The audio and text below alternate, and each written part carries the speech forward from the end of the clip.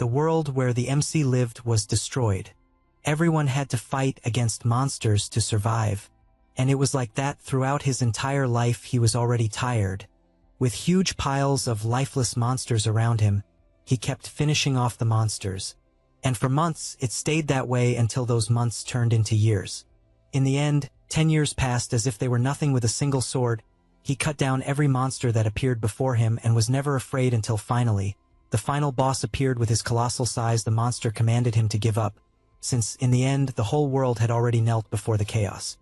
He did not let himself be intimidated by that, and the monster thought it was a waste of talent since he could become one of his elite soldiers. The MC found that funny, told him not to make him laugh, and charged straight toward the boss.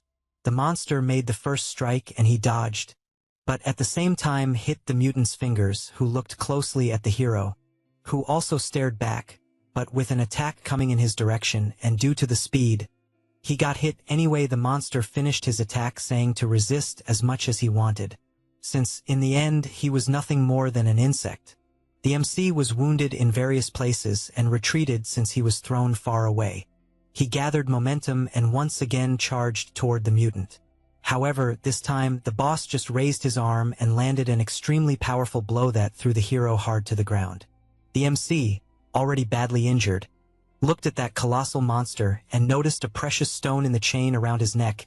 He kept staring at it and positioned himself to throw his sword at the same time the monster prepared to attack. He gathered all the energy he had and threw the sword with all his strength, making a huge hole in the monster's chest just as the hero was hit by the attack. But before it landed, the precious stone shattered and the boss screamed furiously since his necklace had been completely destroyed, and all he could do was scream in disbelief that it happened and his body was erased from existence. The MC, injured, just lay on the heavily. He looked up and saw a shooting star and thought it was beautiful. After that, we see someone walking. It is the incarnation of the MC. His name is Dojin. Upon arriving at a place with a siren, he is informed that it is Portal B and the rank is C. In addition, it is necessary to scan the hero registration number to identify him. However, the MC just kept walking and stood in front of the gate. Then, he raised his foot and kicked hard, completely destroying the entrance. Because of that, an alert was issued warning that an unidentified hero had forced entry into the gate. He looked up unconcerned and entered the forest. While walking, someone caught his attention. It was a group of people asking if he was lost or something like that. The leader asked him to follow so they could get out of there. He just remained silent, and the big guy whispered that the boy's clothes were strange and they didn't even believe he was a hero. After all, he knew that heroes usually wore anything. But those clothes were completely weird, not to mention the fact that he was carrying a huge backpack. They wondered if the boy even knew what was going on there. Dojin replied that he knew what they were talking about and had just arrived.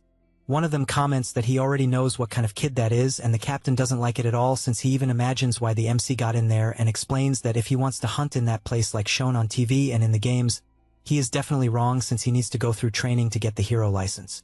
Because that is a rank C portal and anyone else must start at a rank F portal at that moment. The MC interrupts saying he knows the guy is trying to help but warns he didn't ask for anything in the first place. Hearing this leaves the three in shock to the point of asking if the guy is crazy and wants to lose his life.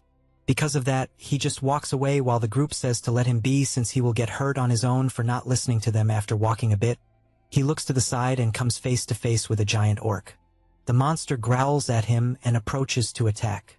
However, he with his confident look simply disappears, causing the attack to hit the ground. The orc is confused about what happened until he appears above and with a single strike explodes the monster's head, making it vanish from existence. With that, only the body remains. Falling hard to the ground, the MC kneels, imagining nothing has changed.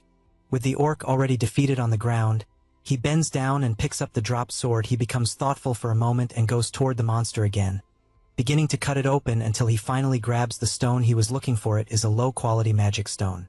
He imagines that if it were in his past life, he wouldn't even look at this item. After putting it in his backpack, he notices movement nearby until several emerge and charge to attack. Dojin dodges the first, and holding the stone firmly in his hand, throws it at one of the orc's heads, exploding it instantly. Then, he throws his backpack on the ground and prepares himself since the fight will be intense. Meanwhile, elsewhere in the forest, The group of hunters is walking. The girl says she found the MC weird and worries since he is new and could end up losing his life. Sianwar asks why she is worried until the leader comments that if the portal was really invaded, it means the elite agents of the portal control must be after the MC since that is a rank C portal. That's why he believes the elite agents are there. He turns and tells her to relax since nothing serious will happen if they don't attack any monsters. The group believes the MC must be trembling with fear in the middle of the forest and that this fear will increase even more when the agents find him. However, the reality is different since it is the monsters who are trembling until they get punched in the face. Another orc strikes back. But he simply disappears at high speed, appearing immediately behind the monster and landing a powerful kick, finishing another one. Then, he picks up another sword and moves forward as he will get 3 more magic stones. The day passes and Dejun continues walking with his backpack full. He believes the hunt went well since he got 12 low-level magic stones and 16 mid-level ones. At that moment, an elite agent appears and shouts that he found the target. The MC turns and comes face to face with 4 people standing in front of him. One of the agents says they are the portal control team and asks him to show his hero registration card, since if he doesn't have one, he will need to accompany them. Dejun doesn't understand what portal control means, and the man, releasing his aura, just orders him to cooperate. He stares back and resumes walking, finding it annoying. The team leader notices the lack of cooperation and orders the MC to be handcuffed, warning once more that if he doesn't cooperate, they will need to use brute force. Then one of them grabs his arm and says that if he resists and gets hurt, it won't be their responsibility. However, Dejun pulls his arm away with his other hand, terrifying the agent with such strength. Then, with a serious look, he tells them to stop bothering him. The agents realize the danger and draw their weapons. The MC soon realizes that those are rank 4 mana seals, something that would definitely work well against orcs but not against him. For that reason, he twists the agent's arm and calmly gives his final warning, saying that if they don't want to get hurt, they should leave him alone. The agents attack, but Dejun blocks both weapons and dodges the head from one of the punches. Then, he prepares his leg and lands a knee strike right on one of their backs, and at the same time a precise kick to the other stomach, throwing him far away. The redhead, who was just observing, begins to worry about what he just saw. He fixes his gaze on the target, but notices it is disappearing, getting confused by what's happening, but it's too late since he receives a punch straight to the pit of his stomach that forces him to retreat. The MC calls his and asks if it's not a problem not to have a registration. The agent replies that it isn't, as long as he doesn't do anything illegal in the portals. However, he asks about the Rift Zone, leaving the agent scared. These are passages to other worlds where bizarre monsters appear, opening throughout the globe. The byproducts obtained from hunting monsters are used as new energy sources. For this reason, the places where the country completely controls the passages and confines the monsters are precisely the gates. And the places that have not yet become portals are called Rift Zones. Dojin questions that regardless of which portal it is, they will keep hunting him, using the excuse that he invaded a forbidden place or something like that. The agent agrees, saying that if an unregistered hero enters a portal without authorization, the portal control teams are automatically notified and those closest will take action. He assures that it's not as easy to enter a rift zone as it is to enter a portal. The MC approaches almost instantly, questioning what should be done in this case. The agent, seeing that his head is about to be grabbed, can only think that he knew it would be problematic and that he should have spoken to headquarters from the beginning, and with a single move, he is thrown far away. Dojin gets upset since he didn't think those guys were a big deal, and so he simply leaves, being insulted with every possible name by the agent. Now, a little about his death in his past life. He broke the stone that was in the monster's chain, and the monster screamed that it shouldn't have happened. He imagines hearing a loud scream at the end while losing consciousness and being sucked by something. He believed it was death since he thought it was coming to get him. Then, with his eyes closed, he slowly opens them until he realizes he is in a kind of free fall and questions who the person in front of him is. The boy introduces himself as Dojin and says he is losing his life because of that. He only asks that his wish be fulfilled so he can leave peacefully. But the MC just refuses, leaving him downhearted by this quick answer. He warns that he regrets nothing and that he fought desperately for 10 years only to be betrayed by his comrades in the end, and his land was being destroyed and all his friends lost their lives as well as his family, and he assures that even with all his efforts, in the end, life means nothing, and so he asks if the MC doesn't also feel the same way. Dojin responds that even though his life ends this way, he hoped that his grandmother and sister, who are still on Earth, wouldn't live like that. The MC sighs and says it's okay. Asking him to say what he wants, he gets excited and tells his wish. Back to the present, there is the digital complex of Gazan. Genshin in Seoul, it is currently called the Hero Complex, as the exchanges of gate byproducts have become far more numerous than information technology companies. The MC kept walking among the people until finally reaching his destination. The employee greets him, and Dojin says he would like to sell some magic stones. The man says he is in the right place as they can buy them for the highest price in all of Korea. The magic stones are placed on the table, and the man is startled because not even the monster dirt on the stones was cleaned. Then he says he will analyze them and asks him to wait a little. Offering coffee while he waits, he says it's all the same and starts drinking his coffee while they are analyzed. The buyer counts 12 low-level magic stones, 16 medium-level and 5 high-level, and asks if he is aware of the 40 fee they have. After calculating, he says they will keep a total of 5,460,001. Dojin goes to the counter and asks what kind of nonsense this is since he did all the work and they still want to charge a 40 fee. The employee laughs and suggests the client doesn't understand how it works since they usually charge a 45 fee and are giving the best possible offer. He says if he doesn't want to sell, he can just take his things and leave since no matter where he goes, he won't find a better offer. The MC says he will do that and starts gathering his stones. At that moment, the man grabs his arm and says he needs to pay for the estimate they made, besides the coffee not being free, with 300,000 won for the estimate request and 10,000 for the coffee, adding that they also used a very expensive cloth to clean the stones. So the total bill came to 350,000. The MC pulls his arm away saying he has no money at the moment, and the man with an evil smile says the store has some rank C heroes protecting the place and immediately calls them. The men enter the room and ask why they were called, and if someone is causing trouble again. They stare at each other for a moment. The buyer is shocked at what he just witnessed, and then one of the guards is thrown onto him with a single punch from Dojin. Finishing off all three after that, he starts walking and slams his hand on the counter, cracking it, while saying that because of this, the fee will be won and assures they will now negotiate fairly with everything settled. He leaves, and when he arrives home, he throws a block of money on the table. Leaving his grandmother and sister surprised, the old woman asks what money that is, and he, not knowing what to say, makes up that he lent the money to a friend to open a business and it ended up succeeding. She finds that strange and asks since when he has any friends. Dojin feels embarrassed and says that person is from where he grew up and they were very close at the time. She doesn't fully understand what that means but just replies that she understands. Then the little girl asks if they are now rich by any chance. He replies yes, and that they will live well from that moment on. Eunyoung starts running around the room happily celebrating being rich. The MC watches this and remembers Dojin's wish that all he wanted was for his grandmother and sister to live well in a safe house. He reflects that before he could respond, the boy simply disappeared. Then, when he woke up, his new self was in that body.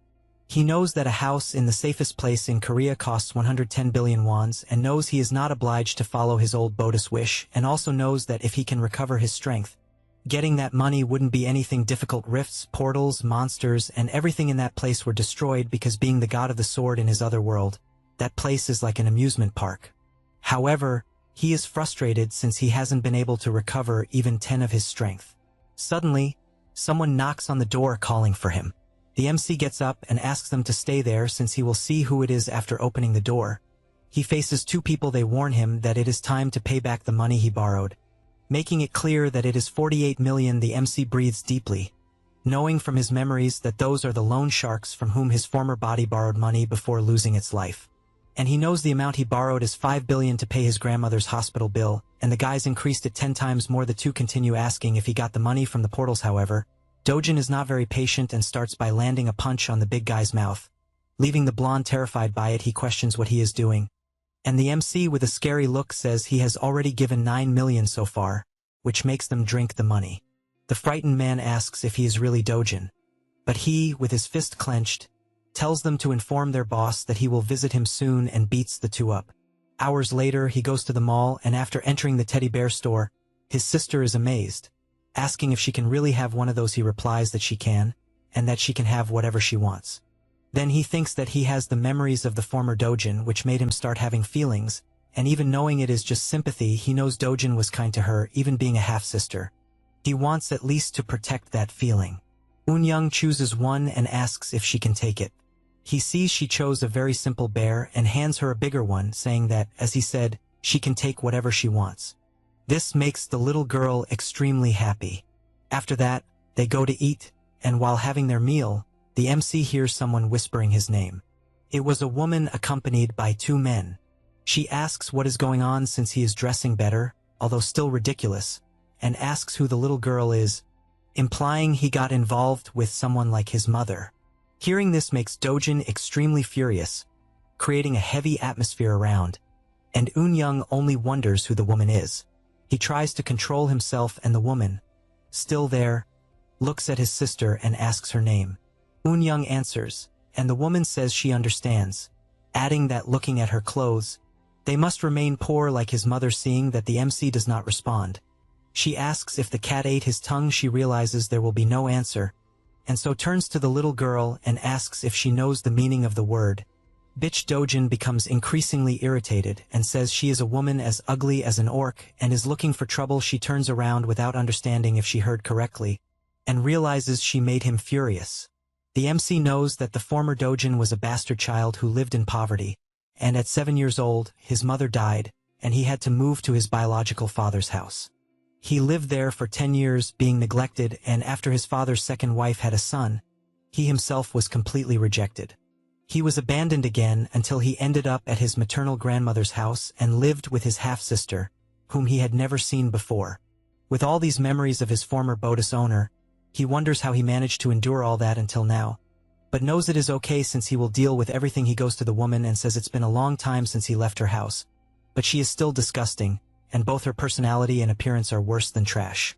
Besides being as dumb as an animal, he emphasizes that this is why she walks around with an inferiority complex, bothering pretty girls, and still wanting to annoy an innocent little girl who cares about her own brother, finishing by saying she is a rotten person. These words draw the attention of the people around since he spoke out loud, and this makes the woman completely furious to the point of asking what he said. Suddenly, a beautiful woman appears, saying she hasn't seen Dojin for a long time. The chubby woman runs calling for her mother, and crying, asks if she heard everything he said. She, furious, tells her to be quiet, and questions how she can be so rude. Then she smiles, and asks Dojin how he has been and that he should have visited her someday. The MC knows that she is the fakest of all since she was the one who tormented Dojin the most over the years, so he interrupts her, saying she is disgusting, also asking who she thinks she is to speak so familiarly, and tells her to go to hell. The woman is left speechless and just turns to leave. As she leaves, she wonders if that is really the Dojin she knows since he was a boy who always lowered his head and ended up getting beaten for no reason, and everyone leaves. The MC realizes the mood was completely ruined, so he calls his sister to leave.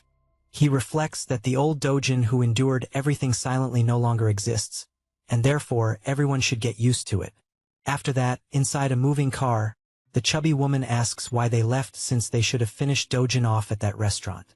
The woman calls the secretary's attention, and asks why Dojin is still alive. He gets worried seeing his boss is serious, and replies that the report said they left the boy in front of a portal. She starts screaming, not understanding why he is still alive after being left in front of a portal.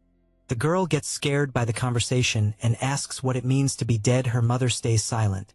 Her daughter starts yelling what she did and if she tried to take Dojin's life at that moment. The mother asks if she likes him, making the girl blush, saying it's not that, but only because if her grandfather and father find out, it will be a big problem. Hee-ju grabs her daughter's face and, furious, tells her to shut up because she will take care of everything.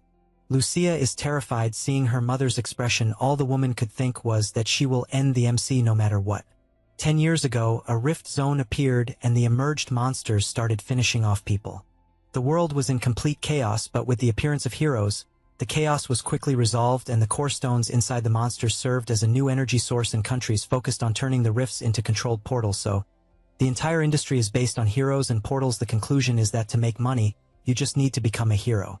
The MC arrives at his destination and starts walking until he enters the establishment.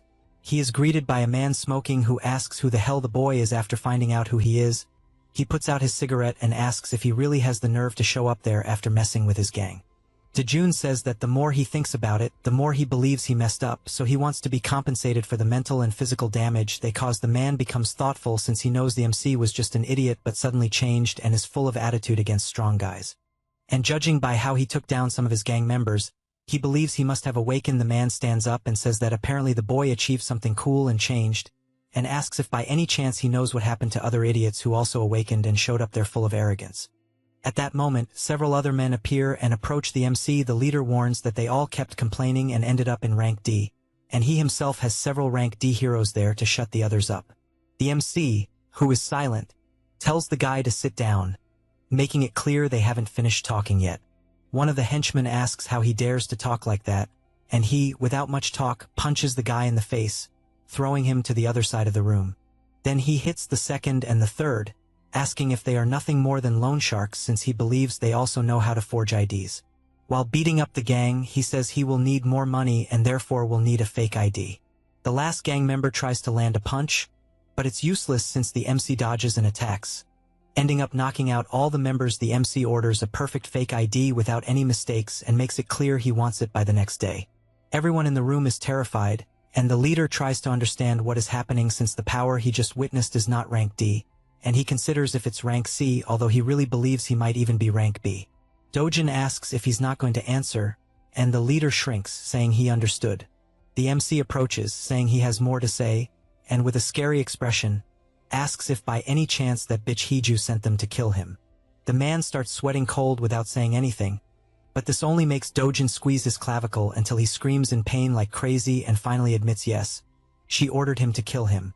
He explains the woman asked to pile debt on the MC until he couldn't take it anymore to the point of taking his own life. The MC thinks about it and asks what he means by taking his own life since they threw him in front of a portal. The leader trembling asks what he means by portal and says he has no idea what he's talking about and even swears he's not lying. He keeps begging since he's telling the truth and also comments that if he had died like that instead of simply taking his own life, the woman wouldn't even pay. The MC thinks about it since it makes sense and says the name Chilwar, warning that he wants all information about this guy by the next day since that is the name of the one who dragged him to the portal. He says this and leaves. Outside, he thinks all he wants is for his grandmother and sister to live in a safe place and guarantees that while he's there, he will do everything possible to make that happen the next day. His card has already been delivered and he uses it to identify himself. The system warns that the hero registration was verified but says it's below the recommended rank and therefore warns him it may be dangerous and he should think carefully before entering. The MC thinks the shark was an idiot since he could have made a rank ID. Anyway, he enters despite the alert warning several times that he is below the recommended level, that is the Bamseum Gate, Class B and Scale D with tunnel-type terrain. The recommended level is A and entry is not allowed unless in a group of 2 or more people. He knows that since it's a rank portal, fighting alone could be difficult, but since it's in a tunnel, it will be possible because it would only be difficult if it were a rank A portal. He walks for a moment and smiles, knowing he might end up encountering hundreds of monsters inside the tunnel.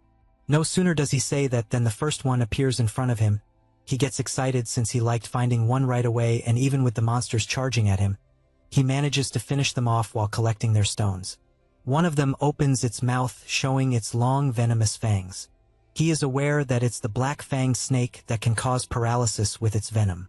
Because of that, he runs and after positioning himself, unleashes several attacks on the monster until he splits it in half. He notices that the venom landed on his glove and laments it as he basically threw 300,001 away. Then he hears something and notices more snakes approaching. However, that's nothing as he starts finishing them off one by one with their goo being splattered in all directions until he finally defeats them all. He digs his claws into the snake and finds it strange that there's no magic stone. Only then does he reflect that, if it's like in his old world, the drop rate for magic stones from the Black Fang snake is still 3. Because of that, he continues on his way as it means he'll have to finish off at least 100 more of them after reaching another room. He comes across skeletons on the ground and looking ahead realizes he's finally facing the boss.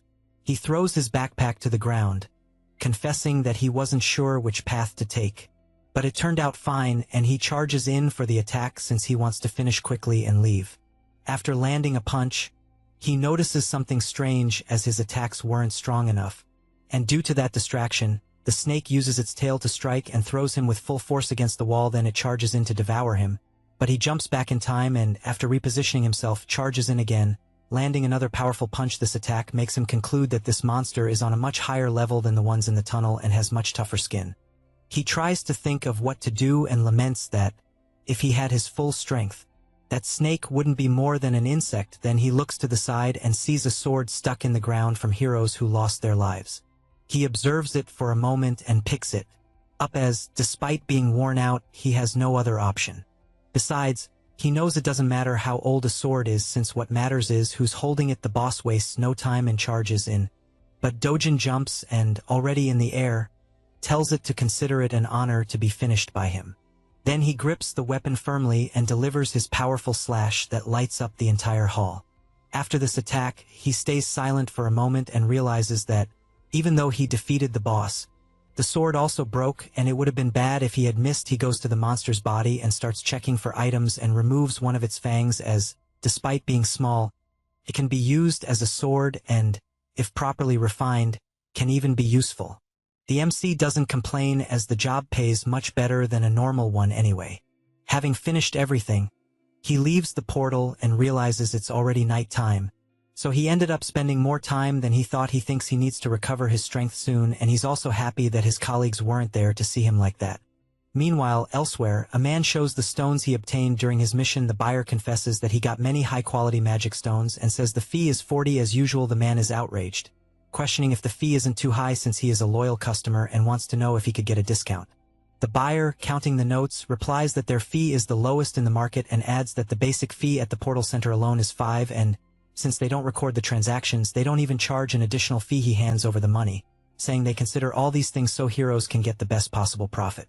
The man starts counting the money, agreeing with what was said, and asks the buyer what the hell happened to his face, since it's all beaten up. Mark says a crazy guy came in and hit all the guards and he himself got caught in the middle. The hero says he understands and comments that they probably let their guard down since the guards are rank C, and also suggests looking for guards based on skill, not rank, since ranks are just a government convenience. But in the end, what matters is skill. Then he says there is a difference between a guard who just got his license and a hero who hunts monsters and risks his life. The seller gets fed up hearing this, just wanting the guy to leave instead of babbling. The man says they may not have known each other for long, but asks to be called if needed and leaves, passing by the MC who was arriving at that moment. Mark panics seeing who just came in and starts shouting to the hero that the one responsible for the damage on his face is the boy in front of him. The man stops before leaving and asks if he's sure, saying he's tall and even handsome but doesn't seem capable of that. Anyway, he starts intimidating the MC, asking why he caused trouble there since a true hero can't be beating innocents, and asks if he doesn't know his duty is to protect civilians. The seller gets excited knowing the guy with the hood is a veteran hero of 7 years. However, Dojin turns around and tells him to shut up and get out of there. This makes the man furious and Mark happy since things are about to get rough. The MC asks if he wants to take revenge or something. He gets angrier until his veteran intuition kicks in, aware that the main cause of heroes' deaths isn't monsters but fights with other heroes. Because of that, he turns and says he's leaving since he's a bit busy now. Only Dojin and Mark remain inside the shop, and he asks if there's anything else to complain about. All that's left is to hang his head until the MC throws his backpack full of magic stones. He starts calculating the amount and can't believe it since there are high-level magic stones and he doesn't know who the hell that person is. He starts adding everything and, looking at the stones, says it totals 150 million. Dojin imagines he hunted all day and the stones are only worth 150 million and tells him to pay quickly. Mark says he still needs to deduct the fees but sees the sinister look in front of him and wonders if he said something wrong. The MC smiles, saying there is really one fee to deduct, and asks for 148 million. After that deduction, the boy gets furious, wanting to punch the MC since the commission is 40, but that's only in his head since he's not crazy to do that, and just says that for transactions above 100 million, he needs his superior's approval. Dojin, with a serious face, orders to get the approval quickly. The seller starts fiddling with his phone to contact his superior to explain what's going on, but without noticing the phone is taken from his hand, and Dojin, losing patience, tells his superior to send the money immediately if he hasn't understood. The man shouts through the phone that he understands and tells to return the phone to the employee. However, what he does is throw the cell phone against the wall and still says it's to get the money quickly since, as he heard, the superior said he had understood. Mark is shocked seeing the destroyed cell phone beside him and immediately grabs all the money from the magic stones. With that resolved, the MC leaves, saying it's always very good to do business there. However, the seller is upset since nothing good happened. 10 minutes pass and someone enters the shop. It was the owner of the establishment asking why the phone wasn't answered and wanting to know what strange call that was earlier. Mark just tells his boss he's quitting and, showing the condition of the cell phone, says he can't take it anymore. The owner of the place looks fixedly ahead in the boy's direction, immediately takes his phone and calls his emergency contact saying he needs them to show up at the shop immediately. The woman replies she understood and keeps walking, being an attraction to all because of her beauty, leaving everyone amazed. She doesn't waste time and soon arrives at the shop and enters to be attended. Mark is shocked since he recognized her instantly. She asks him not to react like that since she's an ordinary person.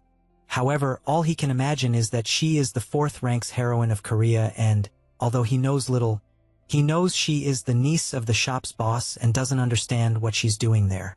She soon asks if there is a hero causing problems in sales and giving her uncle a headache and, after sitting down, asks to hear everything that happened. Meanwhile, elsewhere, Dejun is meditating in his yard. He imagines he has been hunting all day and hasn't made much money and knows he needs to start entering Rank's portals soon. For that, the most important thing he needs to do is recover his power. However, unlike the world of his past life, the atmosphere in that place is scarce and, even though he keeps absorbing all the time, he thinks it will take about 3 years. Then, he thinks it would be interesting to get great equipment but knows that, unfortunately, in that place even junk equipment costs way too much at that moment. He feels something and immediately yells to his sister who, looking to the side, is grabbed by him, asking her to go inside immediately. He rushes in and his grandmother asks what happened. A strong tremor starts and the little girl panics asking if it is an earthquake. Dejun imagines it's not since he is absolutely sure it is a rift forming. His grandmother, still confused, asks what is happening and he just tells them not to go out since it is dangerous outside at that moment and, on his own, he attacks the purple structure that formed at the same time, at the Hero Association in the metropolitan city of Seoul. People call the leaders saying they detected a new rift in the district.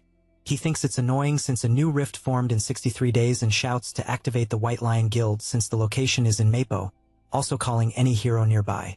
Then, he asks exactly where the rift appeared and they reply it was in the garden of a house.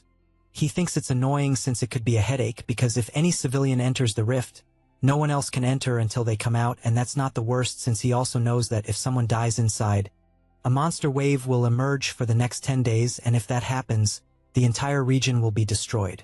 Because of that, he asks to check if anyone entered the rift and the blonde guy answers that a young man named Dejun entered the portal minutes before, according to the elderly woman who reported it, and he did so trying to save her and the little girl who was in the house.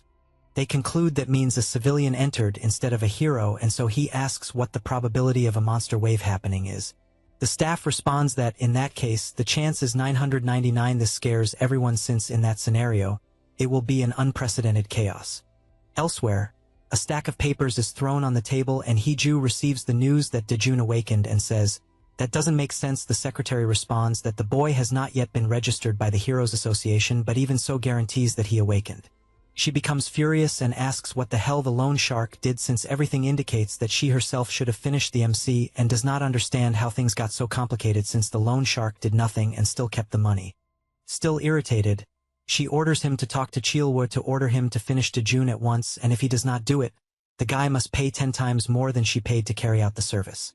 The bald guy says it will not be necessary, since he learned that a rift appeared right in Dejun's garden and also confirmed that the boy entered the rift and it will even be announced on the news. She asks if that means they will never see the boy again. He answers yes. But she is not so relaxed about that and therefore orders him to keep an eye until they are sure inside the rift. The MC finds himself in a forest. He thinks it is hard to believe, but that is the Petijua forest which he always used to go to as a child. He realizes this because the forest with its big trees and grass, along with the abundant manna in the air and even the wind, absolutely everything is the same. Knowing this, he looks in a direction. And after walking a bit that realizes it is as he thought since he reached the world tree. He knows that it is an ancient spiritual tree full of high purity mana. After touching the tree, he thinks that in his world that tree was destroyed because it was burned and the mana flow was altered. But he realizes that in this place it remains alive and strong and he does not know why, so he concludes that he might recover his power with that tree. Without thinking twice, He begins to meditate with the goal of absorbing as much mana as possible and restoring his former power. Time passes and he does not lose focus. Days go by and he even realizes that he ended up forgetting to eat or sleep since he focused only on his breathing for 10 consecutive days. After nightfall, he opens his eyes, having felt the presence of some monsters. He realizes that the monsters are called Volkina, and were the ones responsible for burning the world tree in his past life. They start to advance. And all he imagines is that it would be very good if he had a water attribute sword. The monsters get closer and closer and he prepares himself, saying it doesn't matter anymore because he will crush them all. Then he stretches out his hand and releases his power after accumulating all that mana. The monsters begin to scream in pain and he stays focused all the time. What he is doing is releasing his mana, since when releasing accumulated mana in the form of energy it explodes. He thinks it has been a long time since he accumulated so much mana. The monsters start to channel power through their mouths and shoot it toward the MC, who only sees the energy approaching and being blocked by his natural barrier. He starts walking, saying the world tree is finally safe, and with a confident look says he wants to see how much stronger he has become. He cracks his neck and the Volkina begins gathering energy again, but at the same moment he appears, putting his hand in the monster's mouth to stop the power from passing through, and even so the monster fires with all its strength, but the attack explodes inside its mouth, making its body explode from the waist up and dropping a magic stone. Now he walks toward the other monsters and with a smile on his face says that by killing those idiots, he might even get the inextinguishable ember. Then, excited, he starts attacking all the monsters, since as far as he remembers the drop rate was high, and he wonders how many monsters he will be able to eliminate. His excitement is so great that he cannot stop hitting the mutants. After finally finishing, he sees a kind of golden coin among the dropped magic stones. He bends down and picks it up, knowing that it is the inextinguishable ember. The MC gets excited since he really managed to get his hands on that again like in his past life, and a flame begins to arise in his hand. He sees that and can only think that it would be good if he could absorb more mana from the world tree, but he knows it is too much for his current body. So the most he can do is absorb that ember, changing the attribute of his mana to fire. After his whole body is covered in flames as well as his mouth, he thinks that in his past life he didn't need to do this, so he didn't know it would take 10 minutes to absorb just one. He starts moving his arm to see how he feels and notices more embers on the ground, deciding to absorb as many as possible outside. Many people are watching the rift along with numerous reporters. A man is irritated and says that because of a civilian he can't enter the rift as it is blocked. Hyunwoo comments that he heard the MC only entered the rift to save his little sister who was nearby. However, the man insists it was just an excuse since there was a rumor that Dajun awakened and only for that reason entered. Without thinking, Hyunwoo asks what the guildmaster said and he replies it was the usual, that they need to follow the manual. Hyunwoo mentions that apparently the rifts appeared simultaneously in the United States, China, United Kingdom, Turkey, and Switzerland. And as far as he knows, the guildmaster is busy because of that too, even though it's the first time he's seen something like this happen. Sungwoo is extremely irritated since only his group got screwed over by a delinquent who entered a rift on his own. He clenches his fist, saying some nobody shouldn't have acted so rashly, and promises to beat him when he shows up. The rift remains intact, and it is reported that 28 days have passed since it appeared, and the Hero Association declared that there will be a wave of level 1 monsters, so they ask everyone to prepare, as this is what will happen if the Who asks if the person who appeared on TV is the damned Dajun. His secretary replies yes, as it was confirmed to be him. The leader asks if the boy will come out alive, and he replies that there's a 1 chance for a civilian to survive. However, hearing this only makes Changsib laugh since they are calling Dajun a civilian while in front of him are his team members completely injured by the MC, and so he says the idiots at the association don't know shit as usual and asks if the boy has awakened, as he seems to have. Ingu says he's not sure what happened since the probability depends on the rank he has, so it's hard to judge. Without more information, Changsib says he already knows. Since being good at fighting and surviving a rift are different things, he also says the boy only has 2 family members, so they need to protect them. When the secretary asks what he will do, he with a sinister smile says if Dajun loses his life in the rift, he will sell their organs. And if he comes back alive, they will say they helped his family members, so he'll owe them one. Meanwhile, inside the portal near the world tree, the MC has not stopped absorbing mana and the inextinguishable ember. He wonders how much time has passed since he managed to absorb all of them. Now he can use his mana with the fire attribute as he wishes, and his resistance to fire has also increased absurdly. He reflects that the fire attribute alone already puts him at a higher level than when he was called the Sword God. He places his hand on the tree and gives thanks since both in the past and in this life it has helped him. Then he starts gathering the magical stones on the ground and says he probably won't see her again but promises that if she is in danger again, he will protect her no matter the cost back in the world. Already at night, Dejun finally leaves the rift. He notices there is no one within a 1-kilometer radius and wonders if the evacuation was because they expected the monster wave. However, in another direction he senses an aura and runs to check what it is. He sees two people talking and starts thinking that by their clothes they are heroes waiting for the rift and knows that if they catch him it will be a problem. Then, he creates a ball of flames in his hand and throws it into the air. The fire heads toward a house and upon impact, explodes causing everything to catch fire. The two panic, asking what that noise was and immediately start moving toward the fire. As they get closer, they realize the fire has already spread throughout the whole house and they don't understand why the hell that place caught fire out of nowhere. The MC, who is watching from afar, imagines that his accuracy was very good and, looking at his hand, remembers his friend, since he was the strongest mage on the entire continent and would undoubtedly be amazed if he saw that power at that moment. Something catches Hyenwa's attention, who, looking to the side, comments that the rift looks strange. It starts disappearing little by little and the two keep running at full speed. As they get closer, they are shocked because the rift simply disappeared right in front of them. Meanwhile, the MC keeps walking, happy with the result he got.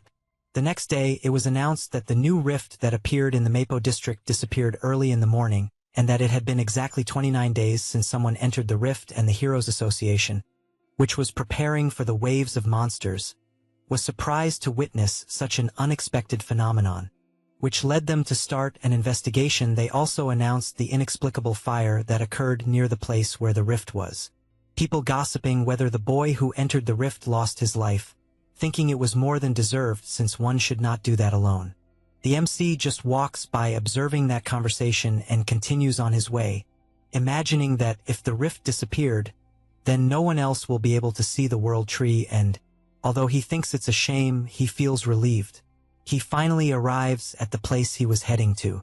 Inside, two people are talking and the smoker says that if the MC lost his life, it's over for the old woman and the little girl. His colleague agrees and also comments that their boss, being a civilian, will make a lot of money.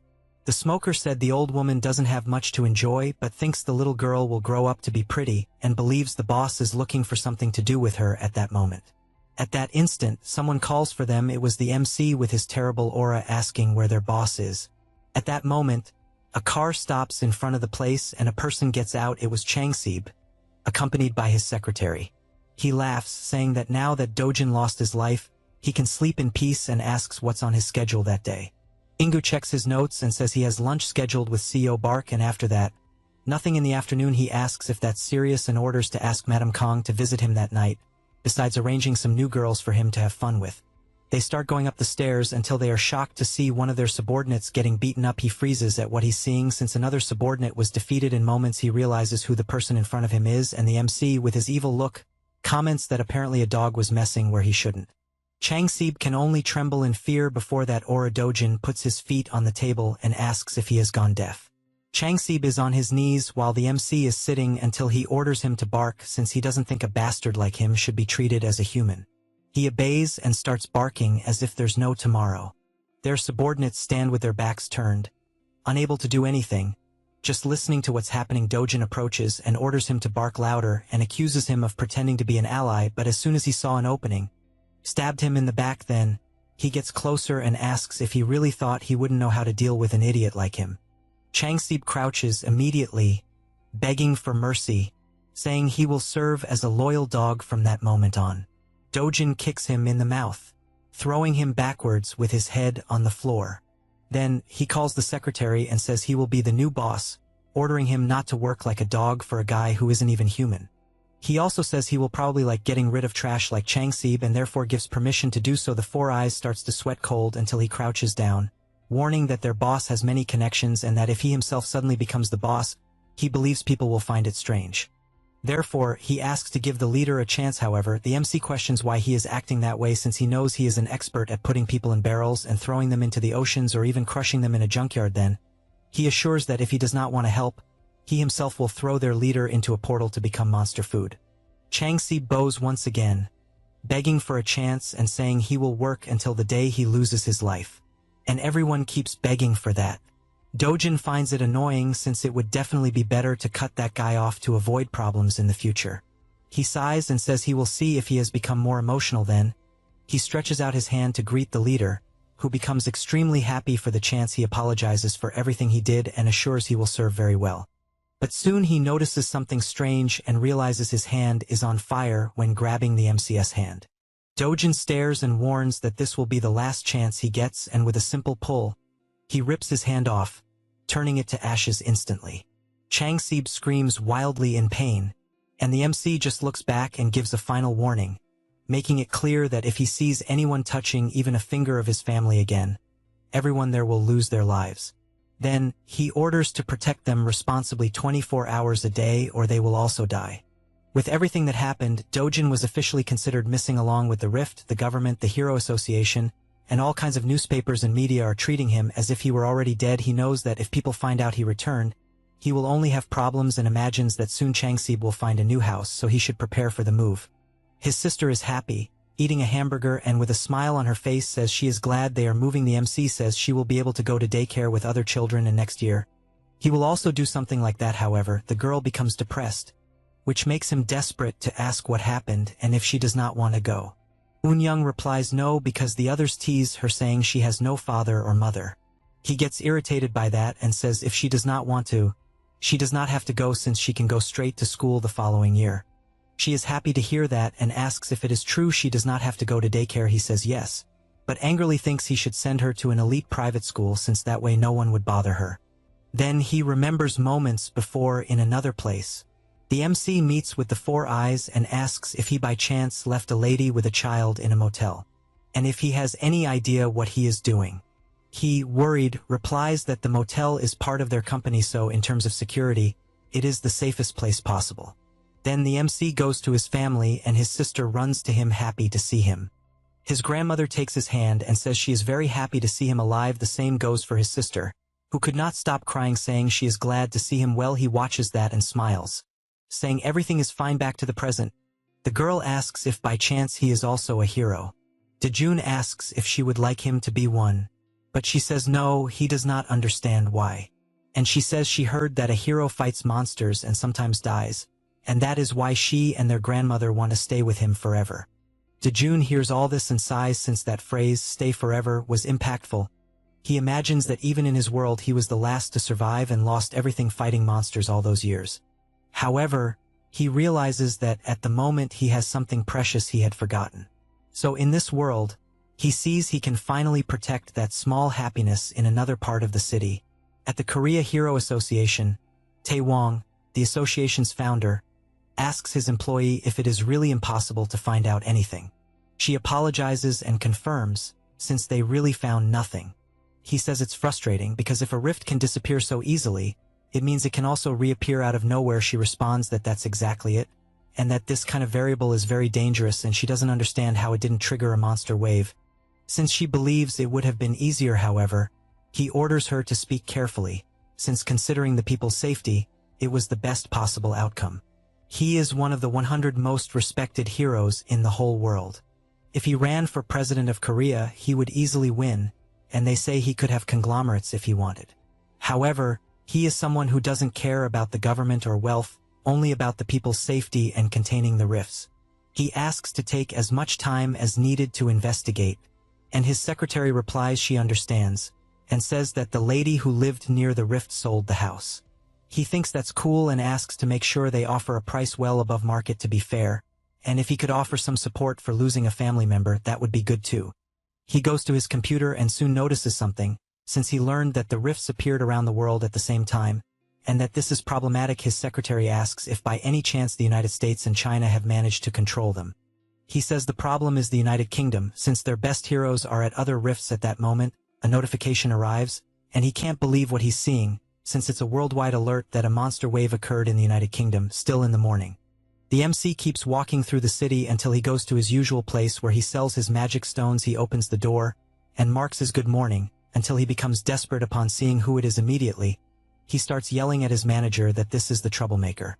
The owner closes the newspaper he was reading and stands up, asking if this is the person who abused their goodwill while he was away. Dojun replies that it's the perfect time for the owner to be there, and says he has many magic stones to sell that day, so he wanted someone with more authority to handle it. He says this, and throws his full backpack on the floor. The man sees this, imagining it must be full of low-level magic stones like last time, and says they won't do business with him anymore. So he asks him to leave. The MC asks why not. The establishment's manager says that a 1 fee is a big loss for the shop, and so they don't want to do business with that kind of person. Dojun laughs, warning they'll regret it, but the manager doesn't care and says there's no reason to continue talking, since only the association charges 5 fee, so none of that makes sense. Then he turns and tells him to leave and never come back. The MC goes to his backpack and dumps the magic stones inside, leaving both Mark and Janwoo shocked. You realize they are heroic magic stones that are worth any price they ask. The MC laughs and says that if they don't want them, it's no problem, this is a heroic magic stone. In Mexico, a famous drug scientist named Kurzaman was breaking magic stones trying to create a drug. Things didn't go as planned, and he ended up activating its power and himself awakened as a hero. Since then, this type of stone became famous as an essential item to awaken heroes. And for that, it got that name. They look completely shocked since it's a rare energy source and a luxury item. The MC says he will store everything and leave. But the manager changes his attitude, asking him to wait a bit. Mark, having nothing to do, starts cleaning the magic stones while Dajun keeps drinking iced tea. Janwoo, trying to negotiate, asks if he doesn't think 05 is too low. He says if he doesn't like it, forget it. But the shop owner says that's not it, he was just curious why he changed it to 05. He replies it's because he annoyed him. So immediately Janwoo bows, begging for forgiveness, saying he wasn't thinking clearly. The MC, without much talk, tells them to stop wasting time, since he wants the answer, if they will accept or not. Mark watches from afar. Thinking the MC is an ignorant bastard, Janwoo replies that it's fine and starts giving a long speech that was enough to make the MC turn away, warning that he will leave. The man begs him to do it for 9, or they will suffer a loss. Then he asks for 8, since his boss will kill him if he finds out. Next, he lowers it to 7 and says he can't go lower, but the MC says he never asked to lower it. So the new value is 6, but he warns that this way it won't work. Mark just watches that humiliation, since Janwoo was already on his knees not knowing what else to do then. The MC says he is kind and will leave it at 1. The man shouts, calling him a damn thief. But actually, that was in his mind, since he's not crazy enough to shout that to someone who got a heroic magic stone. Then the MC makes it more interesting by saying that to let them know, they have 7 more backpacks like that one. The two are shocked hearing this, and the manager shouts for Mark to run at the speed of light to get the contract. With everything settled, he receives 67 billion ones for the heroic magic stones. He reflects that if he continues like that, he will manage to buy the house that costs 110 billion. However, he knows it's not possible to get all that again with the portals, and all he wanted was to be able to enter a new rift. Suddenly, the phone starts ringing with an alert, and the manager asks if it's a monster wave. However, it was just an administrative alert from the Ministry of Foreign Affairs warning about what happened there. He is intrigued by this. Then he said that useless and unskilled people are pathetic. He keeps walking, imagining that if it had been in another time, he would have run to the rift, no matter the country or association, but he is sure he will not live like this anymore. After that, he goes to a restaurant with his family for a banquet. His grandmother checks the menu and is shocked, since 100 grams of meat was costing 250,000 ones, and she thought that was too much. He just tells her not to worry, since he earned a lot of money on his last hunt. Young watches the meat, and after bringing it to her mouth, her eyes shine, amazed because the taste is surprisingly good. Sunja stares at the juicy meat until the MC also looks and says he will want a rib, a steak, a sirloin, and pork belly. His grandmother is shocked by how much he ordered and asks if he didn't overdo it a bit, since she doesn't know how they will eat it all. Dajun, with a smile on his face, asks them to eat with their hearts that day, and, for that reason, they could eat well. She breathes deeply, not understanding the reason for that until her granddaughter points to a piece of meat in her direction, asking her to eat it because it's delicious. She decides to try it since she has nothing to do and is amazed because it is indeed very good. Everyone continues eating and having fun. At that moment, Joyeon enters the restaurant and starts walking between the tables until she reaches the MC and calls him. She asks if they could talk a little, already stating that he is a hero. However, She is interrupted when he asks if she can't see that he is eating with his family, and if she has business to discuss, she should talk to him after he finishes the meal. She processes what she just heard and, irritated, wonders if he has no idea that she is Jo-yeon. Anyway, she replies that it's alright, not understanding how someone could talk like that, then goes to the waiting area. People can't believe it, seeing an SSS-Rank heroine sitting and waiting. Besides knowing she is easily one of the top 10 most beautiful heroines in the world, they whisper, wanting to know who is the person that would make her wait. Jo-yeon just stares fixedly, thinking that 2 months earlier, Dojin was the first person to come out of a rift alive, and the rumors say he awakened inside the rift, but he was declared dead after the rift closed. She realizes the boy is living very well and admits that he is someone who made her feel tense just with a look. She tries to deduce if he became an SSS-Rank in those 2 months, but she has, as an example, the magnate Kafmer, who took 5 years buying magic stones to reach SSS-Rank and only then awaken. She doesn't accept that a boy suddenly reached SSS-Rank, only believing he is someone with a unique ability or something like that at that moment. The MC and his family start to leave the restaurant, and seeing this, Jo-yeon stands up, but another person steps in front, catching the MC's attention. It was Chilwoo with his bizarre face, saying that it seems he wasn't crazy since it really is Dojin there, and asks how the hell he managed to crawl out of the rift. He approaches, saying he knew he was a worm, but didn't want a cockroach right away. Jo-yeon can't believe it since, among all the people, it's precisely Chilwoo there, and she doesn't understand why. However, the MC just looks away and calls the SSS-Rank, asking if she wanted to talk about something. The big guy also looks to the side and sees that it really is Jo-yeon there and asks what the hell is going on. Dojin replies that he has something to do and asks her to help his family. This time she asks what kind of help, and he says to just call a taxi for them to go home, and then, with his intimidating look, says he will be busy since he remembered he forgot to collect a debt, leaving the big guy excited. Then, leaving the restaurant, Jo-yeon takes the grandmother and the MC's sister to the taxi and tells them not to worry and to come back safely. She says goodbye until the car finally leaves. Inside, a loud noise is heard, and it was Dejun with his hand raised since he just slapped Chilwoo right in the face, who becomes furious, asking if he wants to die. However, the employee interrupts, asking for permission since they can't fight inside. He turns around pushing angrily and tells her to fuck off, which scares all the restaurant customers. Then, he starts shouting like a madman, asking if Dejun wants to lose his life, but once again, the hand goes toward him, and the MC lands another solid punch that not only hits but also throws him backward. The MC says he wanted to have a talk with him and asks if he was the miserable one who threw him into that portal and left him to die. So he guarantees they have a lot to talk about. Chilwoo laughs and says he has nothing to say to someone who was abandoned by their own father, and that it seems even his stepmother hates him.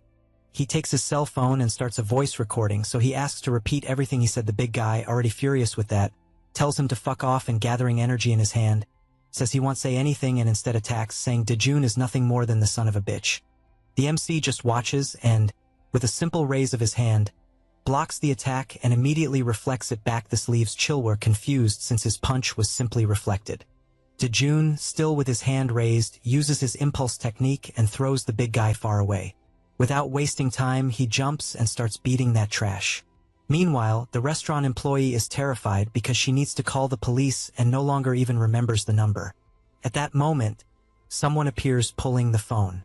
It was Jo-yeon saying she is fine and will take care of. She feels relieved since a rank S is there to help. Meanwhile, he keeps beating the big guy and the rank S starts approaching, thinking Chilwoo is a rank B hero, so this means that to get beaten like that, Dejun must be above that. But she also realizes a rank A wouldn't have that much strength until she calls him, making the MC stop the attacks. She warns that if he continues, he will end up killing the guy. He looks ahead and decides to loosen his body. Jo-yeon takes the chance to ask what he knows about Chilwoo. He answers that he knows everything he needs to know and asks why and if she cares about it.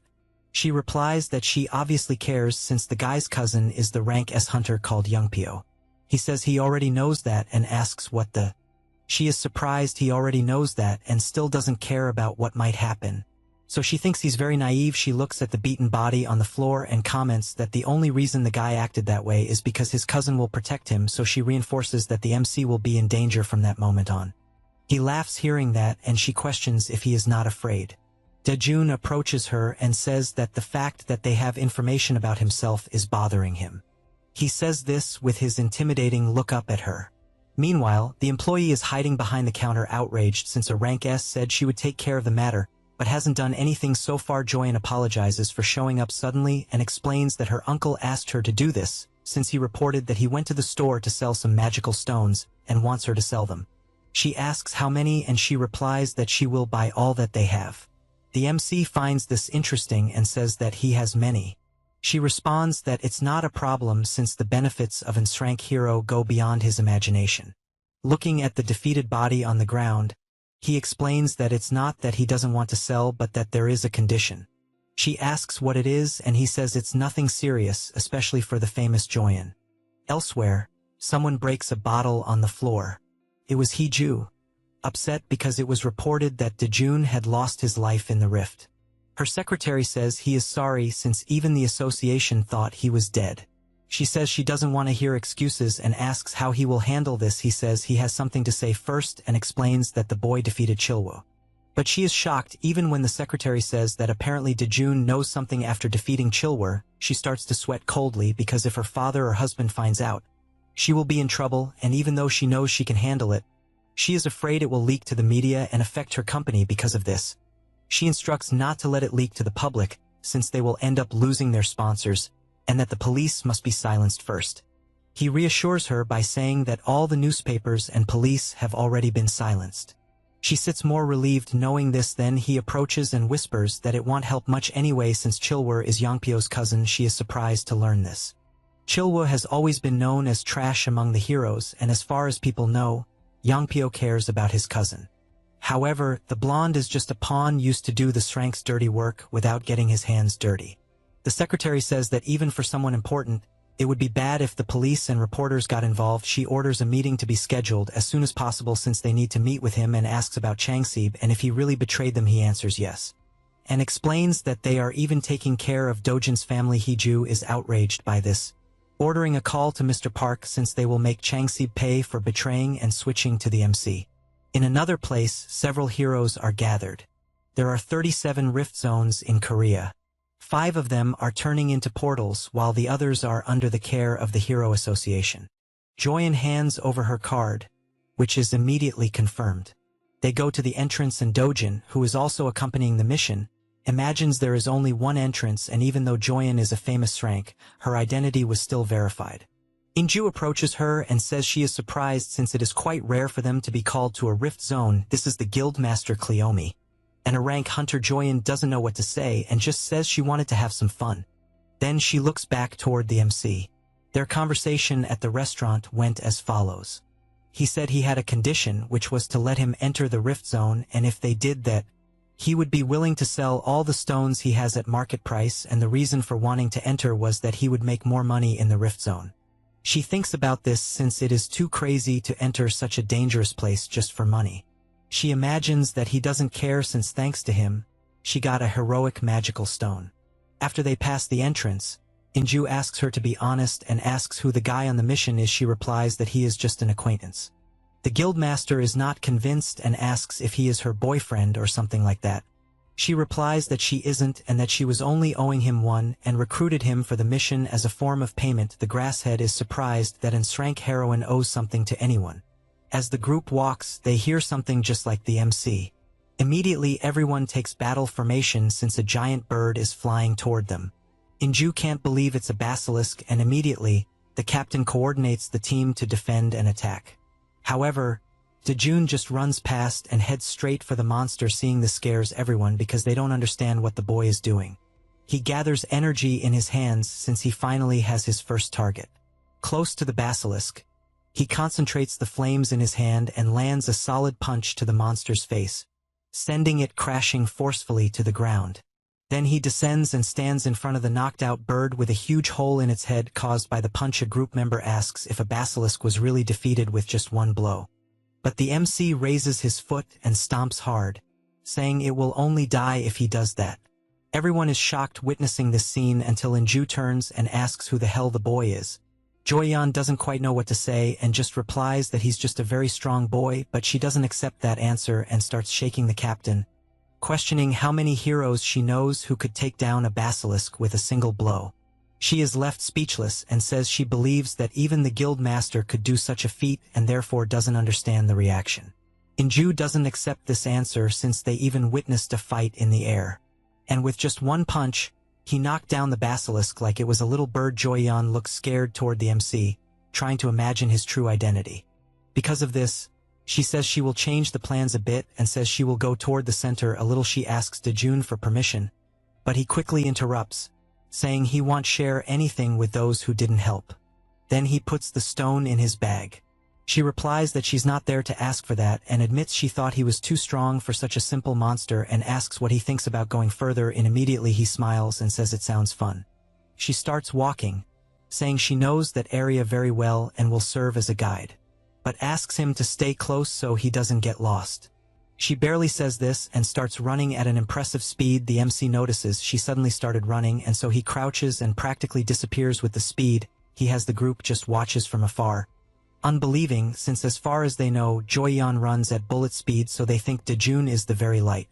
A group member asks if they want go after the two. The guildmaster asks if it's possible to follow them. He answers that obviously it's impossible and so they will have to hunt around the surroundings. She goes to the defeated basilisk, seeing the damage the MC caused, reveals that she and the rest of the group are revered for being rank heroes, but admits that compared to SSS-Rank heroes, they are insignificant beings since there are powerful people like Joyeon and another certain someone whose name she doesn't say.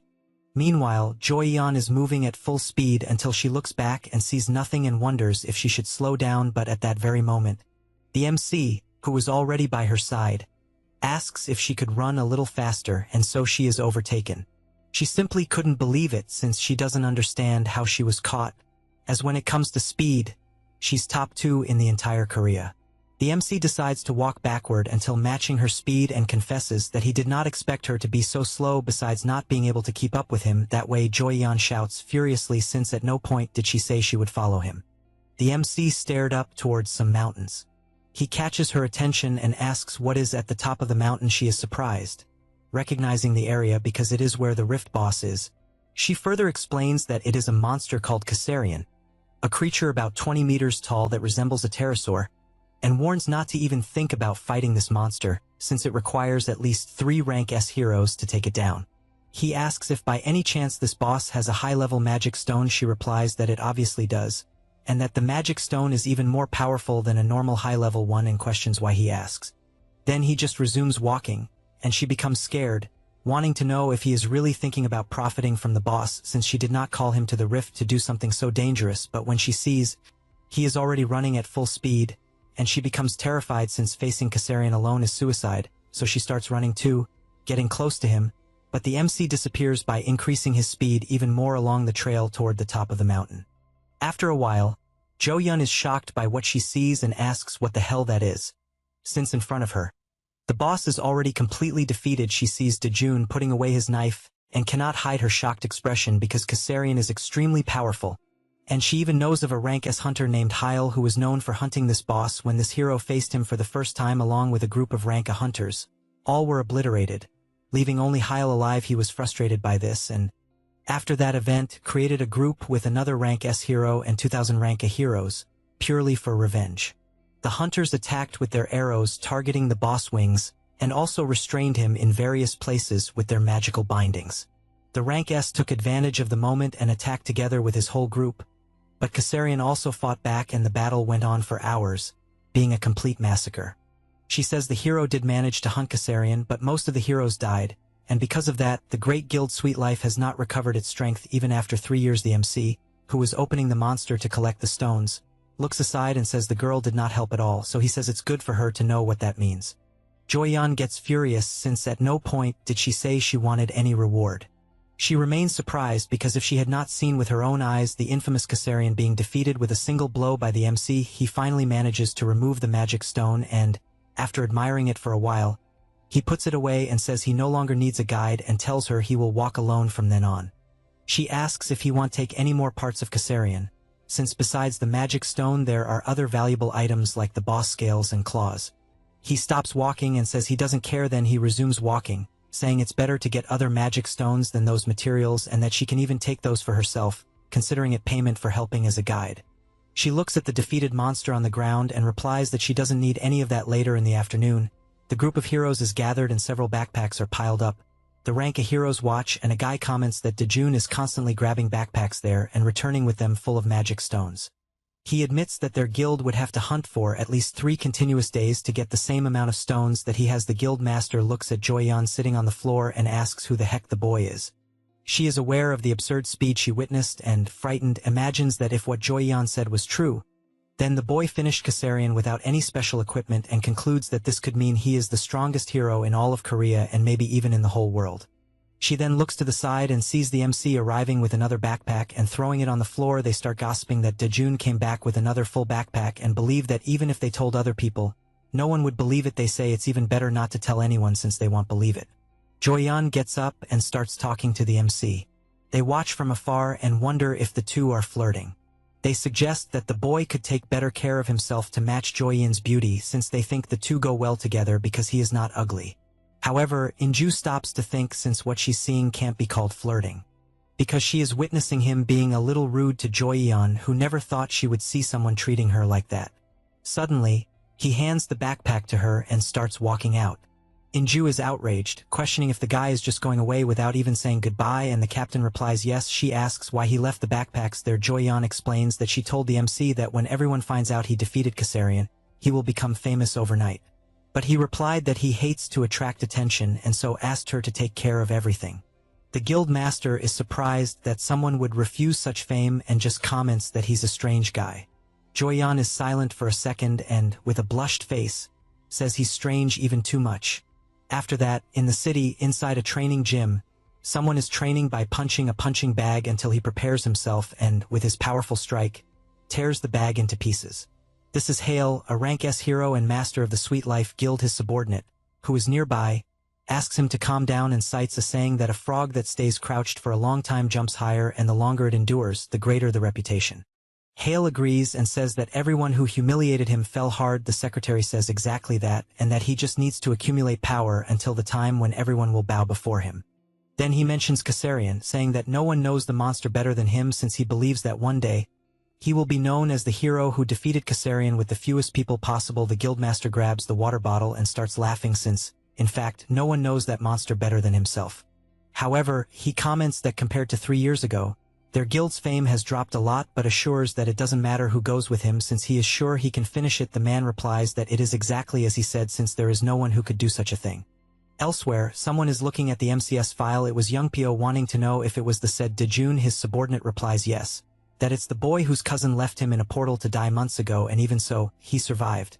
The boss asks for more information, and he explains that the client is Heeju, executive director of Group T, and is even the second daughter of Group W. Youngpyo concludes that the woman is rich and wonders why the heck she wants the boy dead.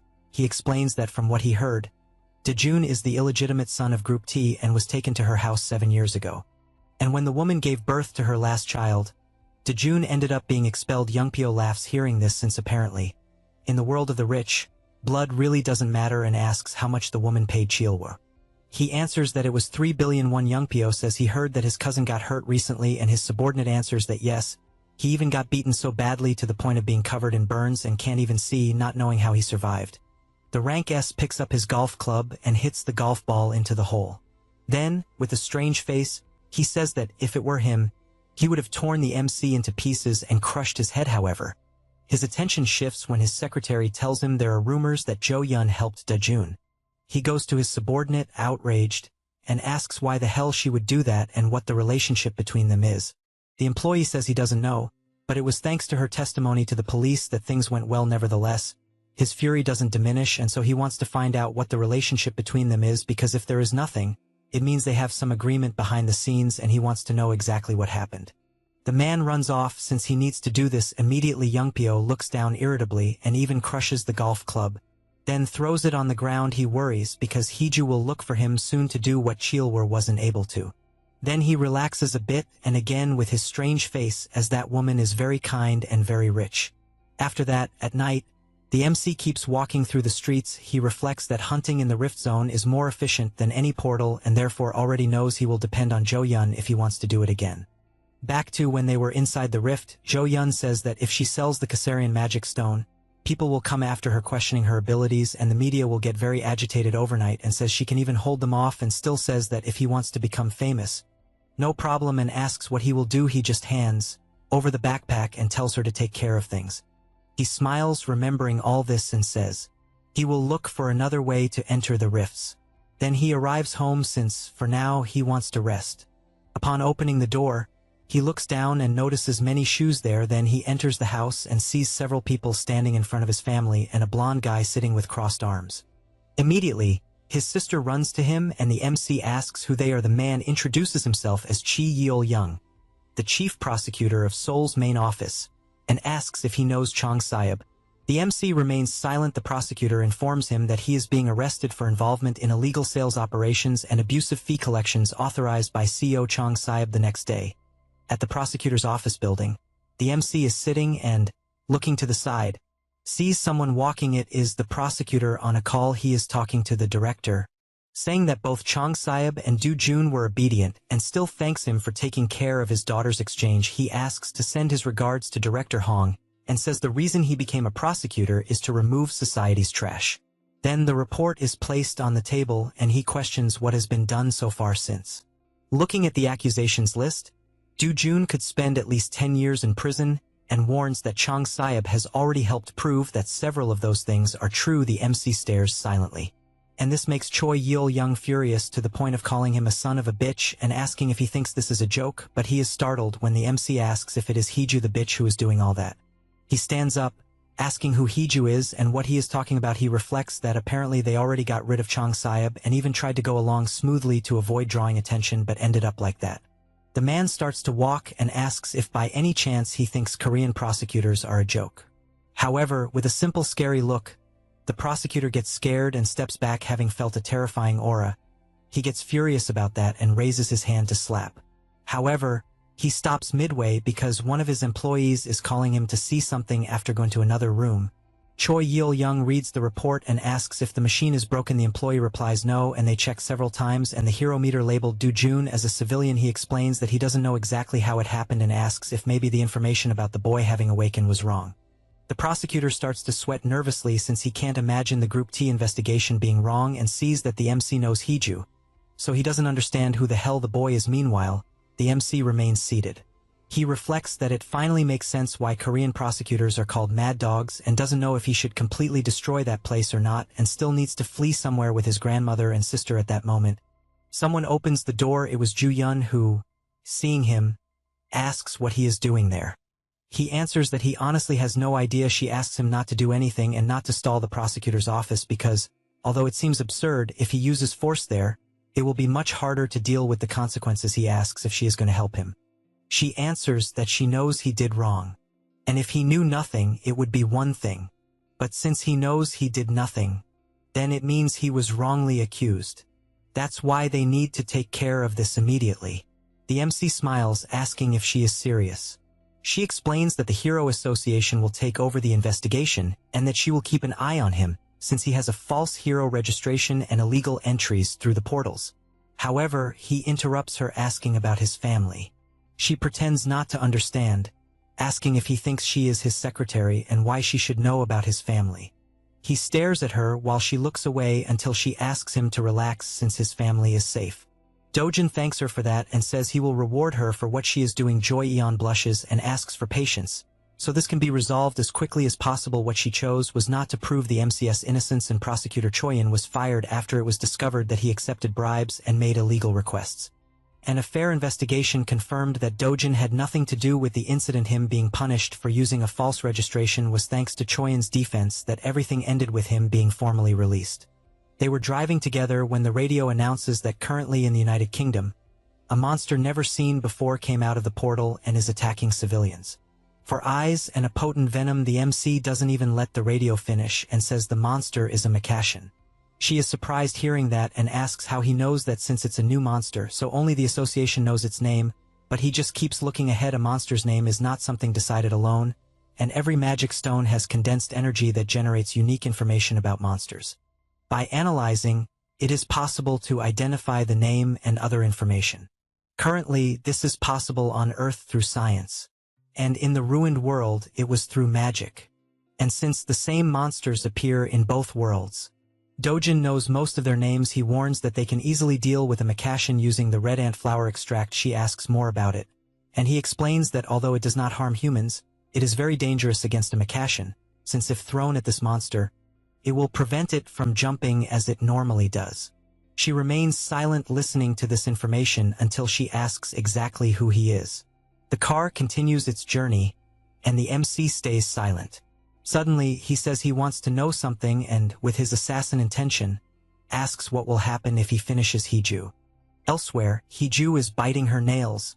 Outraged with everything that is happening, her secretary is in front of her and tells her everything that happened. She questions why the hell Joyeon got involved. He answers that he is not sure about the relationship between the two or how they met. Hiju can't hold her anger and calls the Rankus a bitch. Also asking who she thinks she is, she stands up, furious, since she doesn't understand why the report says Dejun is not a hero, as she is certain he awakened. As one, he replies that they are also investigating this since it was clear he had awakened, and speculates whether the boy used some trick to pass the detector. Though it's just speculation, the woman's expression changes completely and she orders them to call Rank S Youngpyo, informing that the reward is now 30 billion to get the job done quickly. However, upon hearing this offer, he replies that he can't do anything with 30 billion and therefore wants double. The employee asks if that isn't a bit too much. He answers obviously not, since from Hiju's perspective no one is better than him, and to solve things 60 billion won't be anything for someone like her. He changes his look and says Joyeon is involved, so the minimum he should receive is 60 billion for having to fight a Rank S. The employee admits the woman is really dangerous at this moment. Youngpyo slams his foot on the table, scaring the employee. He approaches and questions if he really knows nothing, since Rank S are not all the same, and warns he could finish Joyeon's race in 20 minutes. Then he asks if there was a response from the association, and he answers that the United Kingdom said they couldn't increase anything else, and the association already announced they are selecting heroes to be dispatched on the mission.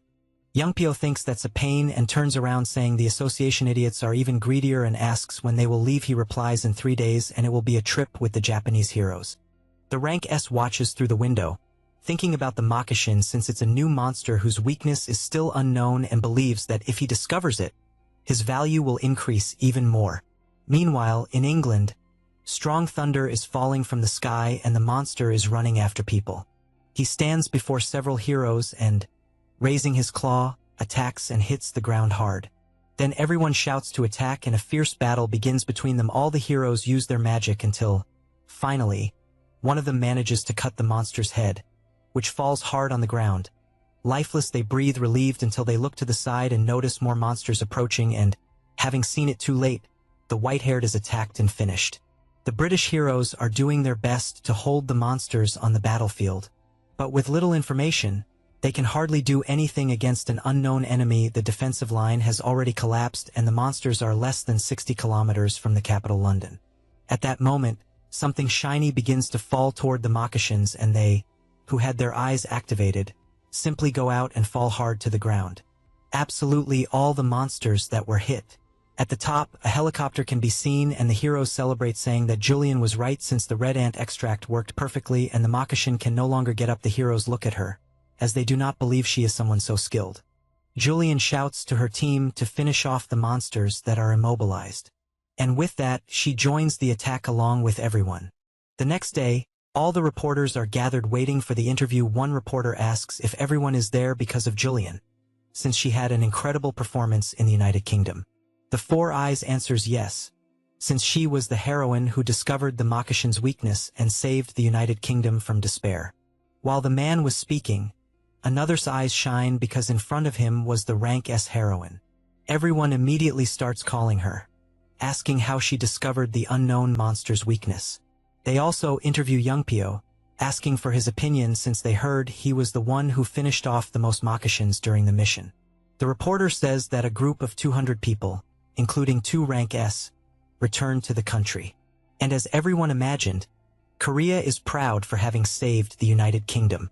This news was displayed on all the billboards in Korea, including one near where the MC was. He looks fixedly and sees Youngpyo on the billboard, and this makes him furious, changing his expression instantly upon knowing who he is. Elsewhere, several bags are placed on the table and the MC asks what that is. Julian says that one bag is for his sister, the other for his grandmother, and lastly for himself. At that moment he starts to rummage through the bag, but she asks him not to do that there since he should only open it when he gets home. He realizes they are clothes and says they were probably expensive. She says it's a reward for helping her since thanks to him she became a real heroine, and she emphasizes that the gift is small compared to how much he helped her. So she adds that if he ever needs something like a car, she can give him that too. He replies that he'll see and let her know since she also helped him in her own way. Julian asks if he would tell how he knew Makishin's weakness if she were to ask, but gets frustrated when he asks why he would reveal something like that. She then changes the subject and asks what he plans to do in the future, guessing it's not something like wishing for world peace, and says things would get much worse if he decides to go after Heju or Yongpyo. As she couldn't let something like that happen if things got ugly, he stays silent for a moment and replies that first he wants to buy a house. She is shocked as she didn't expect something so simple and asks if he's currently renting, and they continue talking elsewhere. A party is happening with several girls by the pool. Yongpyo is with them and can't stop thinking about how different Haohyun is. He remembers that she knew Makishin's weakness, and it was as if she was hiding that fact. The two were on the plane, and he asked if it was really true that Dojin crushed a prosecutor's head with one punch and that the idiot Chiho was there when it happened. Julian removes her eye patch and replies that first of all, it was his cousin who started it, and says that from what she heard, Chiho tried to kill the MC by taking him to a portal, and that even the day they fought, it was Chiho who started it. He smiles sincerely and getting closer to her, says that Chiho really acted without thinking, but emphasizes that they are cousins and that now he has reasons to go after Dojin. The two stare at each other for a moment and she just turns away, telling him to do what he wants since she won't get involved in that. He is confused because he thought she would complain, so he believes their relationship isn't as good as he thought. She says once more that she has no reason to do anything. Back to the present, Yongpyo fills his glass, and while drinking the wine, he can only think about what Julian said about not getting involved.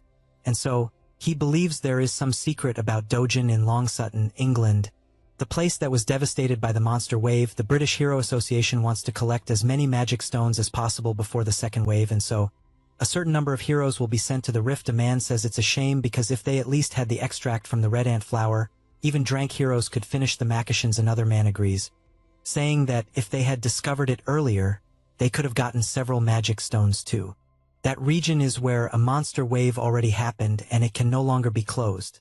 The man says he heard that the monsters from the second wave will be different and believes it will be worse because they don't even know what kind of monster will come out, and he heard that several cities were destroyed. Suddenly, one of them turns and looking at the portal, says he felt something coming out of that place and guesses that their team, which went in some hours ago, might be coming out now since it's been 5 hours.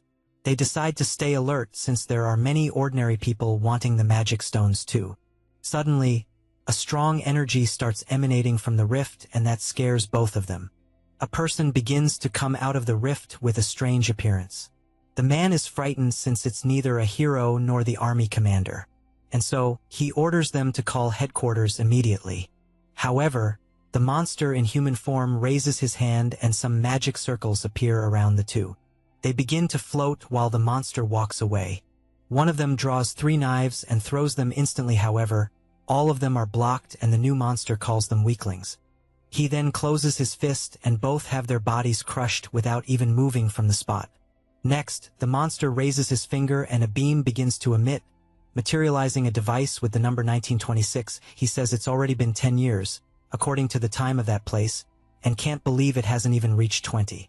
He wonders if something went wrong since even after activating a rift, he will still have to find a way to increase his mana. The hunter on the ground, still alive even with his body crushed, asks who the hell the monster is. He smiles and shatters the guy's body like it was nothing, and says he will eliminate those weaker than an insect. Meanwhile, in Payu, the MC is walking peacefully until he looks to the side and notices an intense tremor. At the same moment, several monsters come out of the ground and start piercing all the terrain beside him. He calculates the width of the holes and, with his hand on the ground, realizes that there are 26 monsters within a radius of 100 meters. So, excited, he looks forward to how many of them will survive his attack. Without thinking twice, he fires his fireball, which, in the same second, causes several colossal explosions in each hole formed, and all the monsters are thrown high into the air with such force. He observes the destruction he caused and smiles at the power he possesses. Meanwhile, at the Hero Association, the president asks about the MC, since he wants to know what everyone knows about him. The executive director says that he is a difficult young man to deal with. In addition to having received confirmation that he really is a hero, Tai Wong finds this strange and comments that, as far as he knew, the boy's identification device said he was just a civilian, and the director says he did not receive any information about it. Sungchul interrupts and says that he is nothing but an insolent brat, since if the Hero Association asks for something, the person must do it immediately, responding accordingly.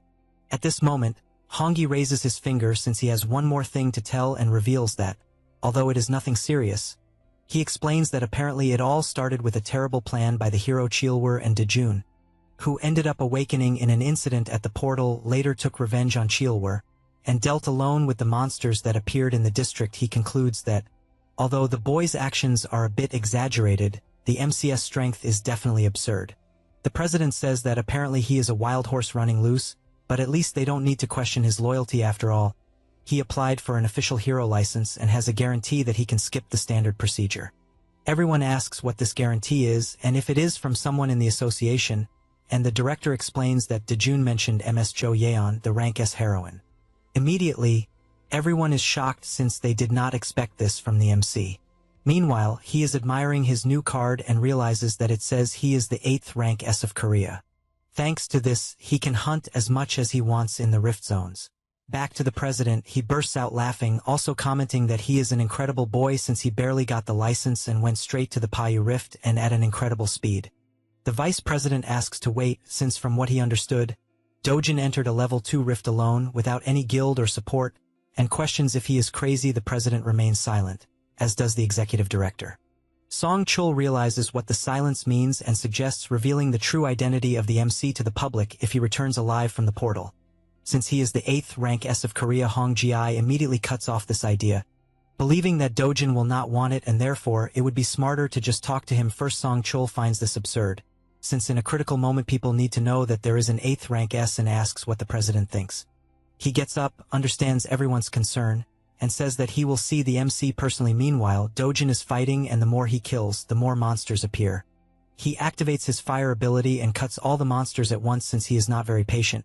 He finishes killing them all, and after deactivating his ability he takes a deep breath since, as expected, he consumed too much mana and therefore decides to go after a weapon. He goes to the hero complex in Gonsan. Upon entering, the seller politely asks him to provide the name of the person who made the reservation, but the MC just throws his backpack on the counter and asks to make a weapon with the items he has.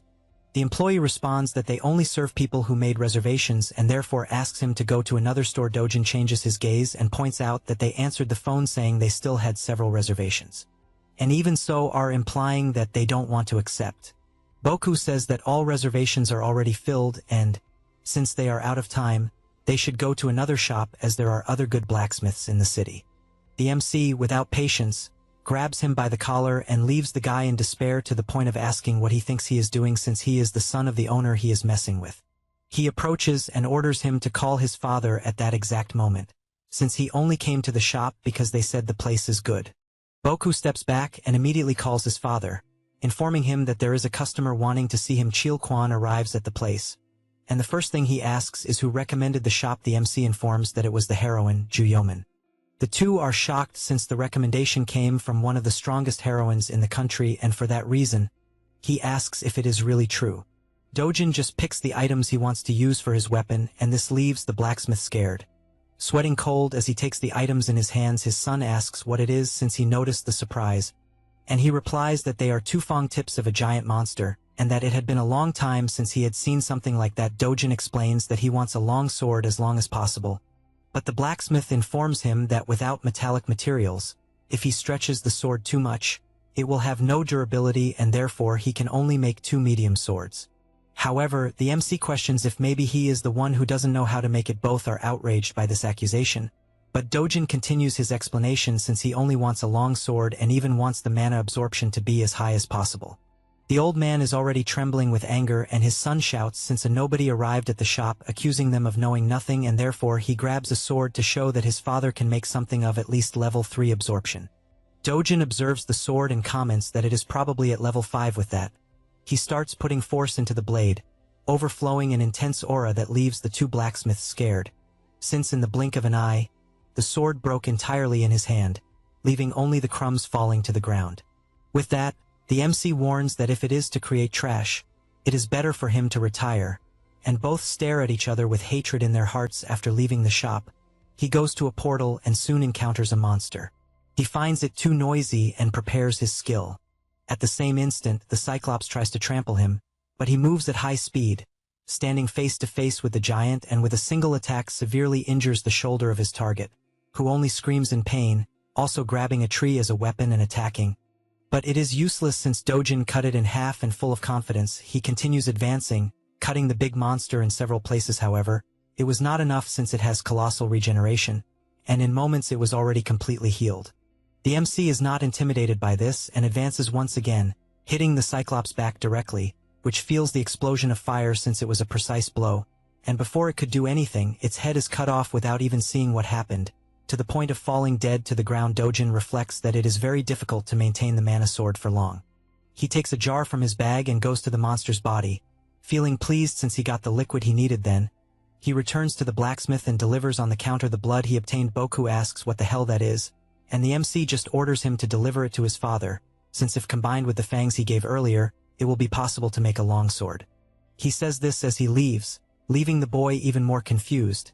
Asking at least to tell more details about it, he just continues his journey, imagining that he already got all the basic materials, and only lacks one specific item to improve mana absorption. He is even aware that this particular material exists only in one place in the world. The next day, Joyin's phone rings and she answers, asking what he wants, and gets confused since, from what she understood, something was said about Brazil still at the pool. The heroine is relaxing with her friend, and decides to ask if the association will send a hero to Brazil. Injo replies yes, since the two governments have allied, and also points out that the monsters are very violent but give many mana stones, and since the payment is high, the guild decided to go. She even comments that the two of them will go together and will also take the MC. She gets embarrassed hearing this, and her friend says that he is the 8th rank S hero everyone is talking about. Joy Eon pretends not to understand, and says she knows nothing, but her friend soon realizes something is going on and asks if by any chance the two have a special relationship, besides finding it really cute. Back at the blacksmith, he confesses to being surprised and also wants to know how the hell he found out, since the liquid was not even metal and yet it fused completely, welding the pieces. That is why he asks how he knew that Cyclops blood could be used like that. Dejun only smiles without saying anything, and the blacksmith says he will try to make it as long as possible and believes he can reach 180 centimeters. The MC takes the opportunity to give more specifications, since he does not want a sword with a thick handle, as it should be adjusted for use with only one hand, and 5 kilos is fine. Cholquan is surprised to see his client being polite, since at first he thought he was just a rowdy kid, and wonders if the reason is that the sword is precious to him. He also takes the chance to ask if 5 kilos is not too heavy for just one hand, since he will have to swing the sword several times. He replies that it is fine since he can do it as requested, and the blacksmith explains that he will try, but it will take at least a month. The MC meanwhile keeps wondering if a level 7 sword will withstand his own power and comments that he will need another item, so he leaves asking to start making the sword's base. Cholquan asks if by any chance he will search for more mana absorption materials, and is soon surprised, wondering what item it is that Dojun said he would need. A few days later, a car arrives and the MC thanks her since he will make good use of it. Jo Yun says it was nothing and asks if he thought she had no money, since a car of at most 1 million is nothing. He smiles saying that it is enough, and she becomes terribly embarrassed with that smile while he looks at the car. She asks if something is happening in the association. Dojun replies that apparently the superiors want to reveal his identity, so they will pay for it. She is surprised hearing this and says the president is a very fair person in that regard. He prepares to enter the car saying that the negotiation did not work out, and she asks him to go easy, even saying she would be grateful if he could take into account that she herself is helping. She then gets into the car as well and says that the association is in chaos because of the problem that collapsed in Brazil, and that as soon as things calm down they can talk about the president. He is surprised about Brazil, and she explains that apparently they are going to completely isolate the rift zone with both close to each other. He asks if by any chance she will also go. Jo Yun starts sweating cold with so much embarrassment from being so close and replies that she will do. June, all gallant, says that then the two of them will go together. That only makes her even more embarrassed at the same time. Somewhere else, Hee-ju is furious and asks Young Pyo what more he wants. He replies that it is not time to be stingy, and she retorts since she gave 30 billion in advance and therefore wants to know when he will do something. He questions who else would help her, and she answers that there are several people around the world who would kill a hero without hesitation for money. Young Pyo laughs at this since apparently the woman knows nothing and says he will give her a bonus piece of information revealing that the MC is a Rank S hero, the 8th in Korea. She is in shock since she does not believe that an idiot became a Rank S and asks if he is trying to trick her again. He finds that distrust funny and says that if she does not want to believe it, she just has to wait for everything to explode. Then he prepares to leave. Hee-ju asks him to wait and desperate asks if the MC really is a Rank S, since in that case she will no longer be able to control him, and guarantees she will give more money. He smiles since money is important and tells them to have a good business relationship from that moment on. She says she does not care about that as long as the goal is accomplished. At that moment, his phone vibrates and notifies that apparently the heavens are on her side. Hee-ju is confused as she does not understand what he is talking about, and he explains that the perfect opportunity to kill Do-jin just appeared after that. Already on the plane heading to Brazil, the entire expedition team is prepared, as is the MC, who is calmly eating his instant noodles. Their destination is now Brazil. They arrive in the city of Sao Paulo and a meeting is taking place at the Brazilian Heroes Association. They mention that the Korean task force has arrived at the airport, which is very good since they were fast. One of them comments that some heroes did not waste time and went straight to Brazil without waiting, but admits that, despite this help, he is worried they might discover the secret information the country possesses. The superior says that not everything can be kept secret and, therefore, they must just keep it under control until the mission ends. He sighs and imagines that the legendary Brazilian hero named Mirai was defeated and killed by an unidentified creature, and honestly, it could not even be called a monster since what they saw on the black box was clearly a human silhouette. This makes him question what the hell happened in the Eastern Zone. Meanwhile, a lecture is being given to the Korean heroes, and Jo-yeon, worried about the MC's absence, messages asking where he is. Since the meeting has already started, he replies that he is on the plane, and she does not understand as he was supposed to have gotten off with them earlier. The MC explains that he had a connecting flight as his destination is farther away, and she asks where he is going. He replies that he is going to Santrum, and Jo-yeon is shocked, unable to believe he went alone to the most dangerous rift zone. The meeting continues with the Brazilians explaining about the rifts, and afterward, at the hotel, Jo-yeon rushes to a taxi, but before closing the door, someone holds it. It is young Pyo, asking where she is going since locations have not yet been assigned. She just says she needs to go to a certain place, and once again he asks where. She replies that she is going to Santrum and continues her journey immediately. He reflects on this place. As far as he knows, it is the location the Brazilian Association strictly forbade them from going. After some time in the Santrum Rift Zone, the MC is accompanied by several people, and Jo-yeon asks straight away why he is in such a hurry. He explains that they had to wait for her as she arrived late, which is why he is in such a rush. She does not accept this. As if he had told her in advance, no one would have had to wait, and she again asks why they are there. The MC simply replies saying Blue Croco, but she questions what the hell that is as she does not understand anything. He asks if she needs more reasons, but she asks out of courtesy since she is 3 years older than him. Meanwhile, the guild watches the two of them, as even though they are always arguing, the tension is noticeable. They continue their journey, and a guild member asks if they can just enter a dangerous rift zone like that, and another replies that it is fine since Jo-yeon is present and points out that the MC is also just a rookie. The guild member laughs and affirms that Do-jun may be a rookie, but he is definitely the best of all rookies. The two are confused by this and ask if he is really that good. Meanwhile, the MC continues talking with Jo-yeon, and she asks him to wait a moment, wanting to know if he entered the rift to clear it all by himself. He responds that he is only there to collect some materials, so it does not make sense to clear everything. She is surprised, as she did not expect that. Suddenly, a giant monster hand appears and hits one of the team members directly, throwing him far away. The Lancer yells for everyone to get into formation and, after looking ahead, worries, as the monsters appear far more terrifying than in the photos. Everyone is concerned, as it seems the situation has become much more dangerous, until the MC draws his sword and tells everyone to stay away. Furthermore, he remembers the blacksmith saying that it would not be easy to take the heart of the Blue Croco with just his hands, and that is why he lent his beloved to obtain those materials. He prepares himself and, in the blink of an eye, disappears, cutting both monsters at the same time. In 1 second, the Blue Croco was normal, and in the next second several cuts appeared on its body, slicing both at the same time. The Lancer imagines he expected nothing less, unlike the other two recruits who are simply terrified by what they just witnessed, concluding that Dojin is too powerful. At nightfall, they decide to camp and people start gossiping, unable to believe that Dojin killed a blue croco alone with a single strike. Jork whispers that MC also killed the Cocastrian and reveals that this is a secret. The hero is startled, aware that the Cocastrian is a monstrous bird, and concludes that Dojin is not a normal hero. He is grilling meat when Joy Eon approaches, asking if he has finished collecting the hearts of the blue crocos. He points backward and says yes, and she can only imagine that she has no idea what purpose those hearts will serve, also asking what meat he is grilling since it does not seem bovine. However, this question only shocks her further, as he says it is blue croco meat and even offers her a piece. She feels disgusted and comments that they still have plenty of food, so she does not understand why he is eating a monster. He thanks her, saying there will be more left, and begins to eat as if it were beef. Inju watches from afar, finding it absurd. On the other hand, Joyeon takes a piece and stares, still not understanding why he is eating when there is other food available. The guildmaster stands up in shock, asking if he really intends to eat it, and the grapehead responds that yes, as far as he understands, it is edible, and without thinking twice, he puts it in his mouth and takes a bite. At first she is confused, but for some reason it tastes good and she continues eating without complaint.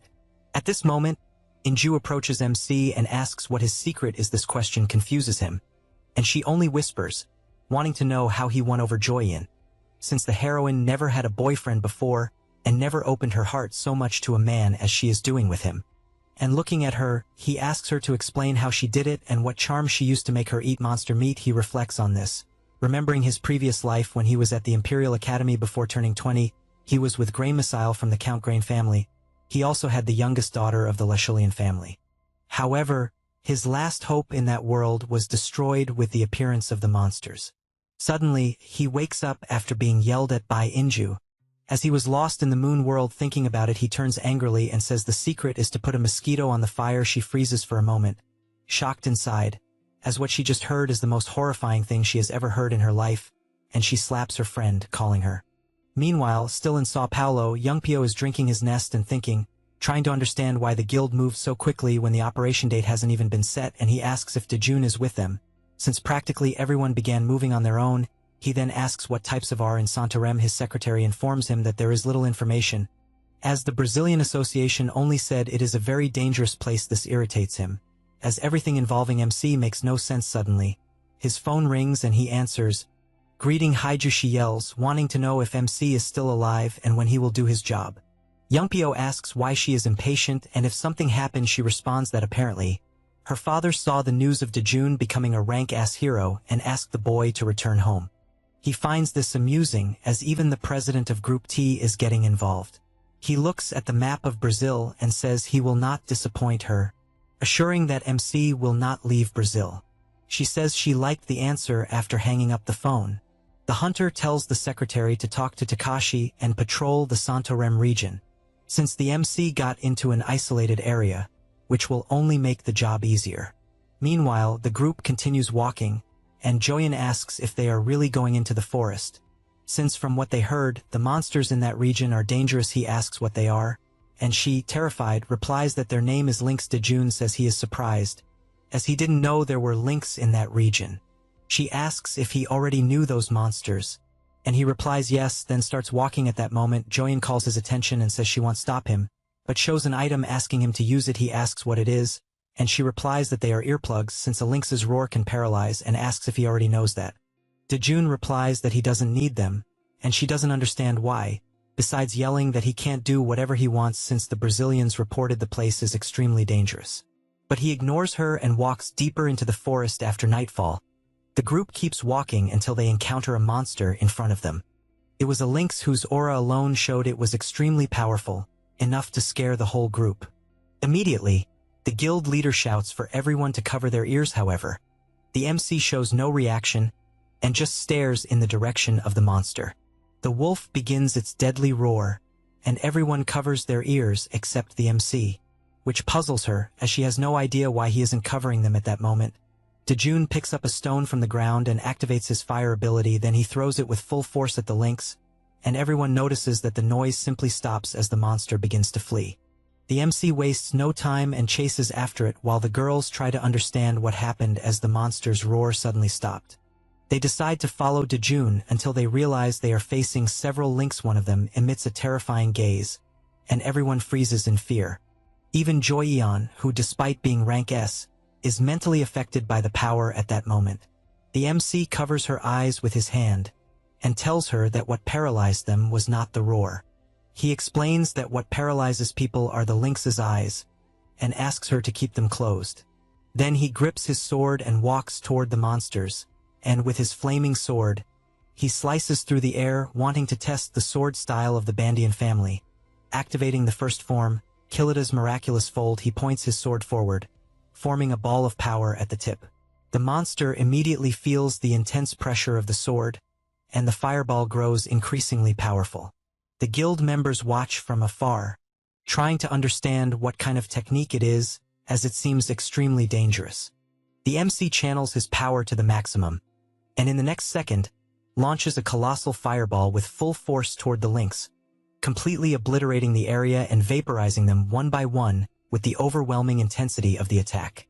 The girls try to shield themselves from the strong wind caused, and only then notice that the entire landscape ahead has been devastated, along with the monsters, who were defeated without being able to move. The girls are still in shock, especially Jo-yeon, who can only say that what she saw is impossible at that moment. A lynx appears severely wounded, having survived the attack, and the MC, anticipating this, walks toward it immediately. The monster uses its darkness gaze technique, but it is completely useless as the MC is immune and its head is cut off. He approaches the eyes and, with his hand, says he will take them as they are more useful to him. After this massacre, everyone admires him, including the guild leader and Jo-yeon, unable to believe the absolute power they witnessed. As it is beyond human level, she starts to wonder if, by any chance, his level could be higher than Alphonse's, and believes he might be at Lester's level since he is the strongest hero in the world. As they walked, some zombies began to appear. The guild members commented that a monster has no sense of the situation, since they are undead and have no brains. Because of this, the monsters attacked, but at the same second one of them took a punch to the mouth, exploding its head with extreme ease by the MC, who, after doing that, simply disappeared, and, with his high speed, started obliterating them one by one, and heads rolled in all directions. A complete massacre. The hunters just watched, as there was absolutely nothing they could do. After all were killed, Joyeon caught Dejun's attention, and asked where he learned to wield a sword, also wanting to know about the red dot that kept appearing from the sword. He paused to think about the way she was speaking and asked why she was asking, and if by any chance she wanted to learn. She became excited, asking if she could really learn. Dejun thought about it, since in such a peaceful world he normally wouldn't need it, and so he questioned how often she would use the power. She became furious as he treated her indifferently, even though she was rank S, and stated that she wanted to use the power at least once before dying, questioning if he simply didn't want to teach her. He remained silent, staring at her face, until Joyeon pouted, realizing she wouldn't get anywhere. Meanwhile, Inju watched from afar, and told everyone to hurry to leave the fissure. They began walking toward the portal, and the guild leader could only imagine that thanks to Dejun, everyone would manage to exit unharmed. After everyone left the fissure, someone shouted that they were going to kill a certain person, and several hunters had gathered. She started to approach, recognizing the voice, and came face to face with the MC hugging Joyeon, while she was dying of embarrassment. The person who shouted was Takashi, an ex-Yakuza, and also a rank S hero. The man approached the MC and warned that he would finally have fun with Joyeon, blocking the way and telling him to get out before he eliminated him. The MC told her that, apparently, the companions didn't like her much. She was surprised and asked if, by any chance, he understood Japanese, since that was the language the ex-Yakuza used. He commented that he had learned a little, and once again Takashi ordered them to step away, or he would kill her. Takashi's guild members also started shouting, demanding respect for their master and revealing who the person really was. However, they were interrupted when the MC told everyone to shut up, as he wasn't interested in knowing who that old man was, and told them to leave immediately. Both faced each other, and Inju, watching from afar, could only think that the troublemaking hunters were from a rank S guild from Japan, and the leader was a famous ex-Yakuza known for his bad temper, and she believed Dojin would avoid conflict at all costs. She tried to intervene, asking both sides to calm down, but Takashi told her to stay out of it, calling her a slut. Immediately, her guild members asked how he dared speak that way. since he had just insulted a guild master. She immediately ordered everyone to be silent, and explained that she was the master of the Violet Guild from Korea, and she wanted to resolve the matter as peacefully as possible. He pointed out that he had never heard of her guild and asked if, by any chance, she needed a man, as he could also handle her at that moment. He started pulling Juyeon without permission, and because of that, the MC stepped in to stop it. In doing so, he took a punch to the cheek, and Takashi, responsible for the punch, warned that he also had business to handle with Dojin, and promised he would kill him later. The MC thought about some random guy having business with him, and believed it was a planned provocation, and because of that, decided to accept the provocation. In the next second, MC lands a punch on Takashi's mouth, sending him flying toward the guild. Leaving everyone shocked by it, MC tells everyone to step back, since the first punch was only self-defense, and assures that in an unknown fight, the smaller ones should stay out. Everyone becomes furious at this provocation, until Takashi starts to get up, telling everyone to step back. He begins to overflow with energy and becomes increasingly powerful. Juyeon, watching this, starts to get worried, but deep down, she hopes he beats Takashi severely. Everyone present is terrified by what they are witnessing, as MC is simply smashing the opponent's head into the ground while kicking him in all directions. Takashi cannot understand how Dojin can be so strong, and looking at him begins to worry, as the rumors he heard about being a weak rank S were apparently false. Takashi studies MC's expression closely, and concludes that if things continue, he will definitely die. Because of this, he starts running to try to escape, but Dojin appears instantly in front of him. Moreover, he asks if anyone requested him to chase that fight, although he already has an idea of who it might have been. Takashi only begs him to spare him, but he finds it amusing since now he wants to beg for his life. Then, with his fist closed, he lands a direct punch that practically deforms the ex-Yakuza's face, so strong that everyone present is completely intimidated by the sheer power. Enju confesses that she cannot believe what she is seeing, as she expected Dojin to be powerful, but not that the difference would be so colossal. MC places his foot on Takashi's head, and the guild leader says she is worried, since if things continue, the master of the Japanese guild will truly die, and therefore asks Juyeon to say something immediately. She asks Dojin to stop what he is doing, as if he continues, Takashi will truly die, but he just says not to worry, as he will take responsibility. She, however, ignores this and starts pulling him as if he were a child, since this kind of responsibility is not something simple to address, and therefore asks him to have more personal responsibility. He asks if she is sure, since as far as he knows, the stories must be eliminated. Enju asks him not to stoop so low, as he would be on the same level as trash. Juyeon agrees, since the beating Takashi received should be more than enough as a lesson learned. The guild master takes advantage of the situation and yells for the Japanese members to behave, or they will face the same fate as their leader. Immediately, everyone bows, saying they understand perfectly. MC asks if it is some kind of joke that they only kneel, and with his intimidating expression, tells everyone to put their heads on the ground. They obey without thinking twice and continue begging all the time for forgiveness. MC looks at one of them and tells him to insult himself by calling himself a dry little turd. The long-haired one, although frustrated, obeys word for word, and everyone starts laughing while Takashi is completely exhausted, unable to do anything. After this, still in Sao Paulo, the president of the Brazilian Association looks at the report and, seeing the two Korean girls in front of him, cannot believe the absurdity he read. After all, a rank S hero was beaten to the point of being nearly crippled, and the opponent was just one man. And since Takashi was the only victim, he already imagines who could have caused this damage and laments. As he expected Korea and Japan to work together, he states that the report is accurate, and therefore there is nothing for the Brazilian Association to intervene in, and thus says they will hand the case over to the Japanese Hero Association and await their decision. Enju agrees. The association leader asks if anything unusual happened at the Santorem Rift. They are confused by this question and respond that nothing particular occurred. Then, he comments that Dajun's name appeared the most in the report, but does not understand why he is not present. They try to stall and respond that MC was busy packing his bags. Meanwhile, at the hospital, Takashi is completely terrified since none other than Dajun is standing in front of him holding a bouquet of flowers. He tells him to stay quiet as he is on an official visit to the hospital. Then, holding one of the lynx's eyes, he points directly at Takashi's eyes, who becomes instantly hypnotized. The MC asks his questions, and the guild master explains that because of trash like him, he caused problems for the Korean guild, in addition to saying that the Yakuza group is shit. The MC begins to leave the hospital. Thinking about that last phrase said about the most famous terrorist group in Japan, the news of the confrontation between Korea and Japan quickly spread, and the president of the Korean Heroes Association asks if by any chance Daejun solved all the problems. Hongyi replies that yes, and that news about him is trending every day, but he questions if it is really true that the Japanese association gave up the investigation. Tai Wong says that it was Takashi himself, the victim, who said that they conclude that it is very strange for something like that to come from Takashi, and therefore it must mean that there is something that even Japan wants to avoid.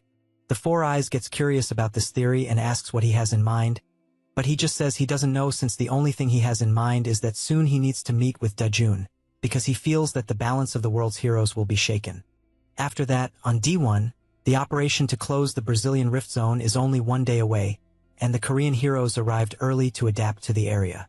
In addition to several interactions between heroes from all over the world happening, even sharing joint operations and detailed individual plans, a pre-battle party was held to encourage success, and definitely, the star was Daejun. Several people did everything to talk to him, and Inju comments that apparently the rumor that the MC defeated Takashi spread globally, and even though everyone talks about it, Daejun doesn't brag about anything, which makes this feat even more incredible.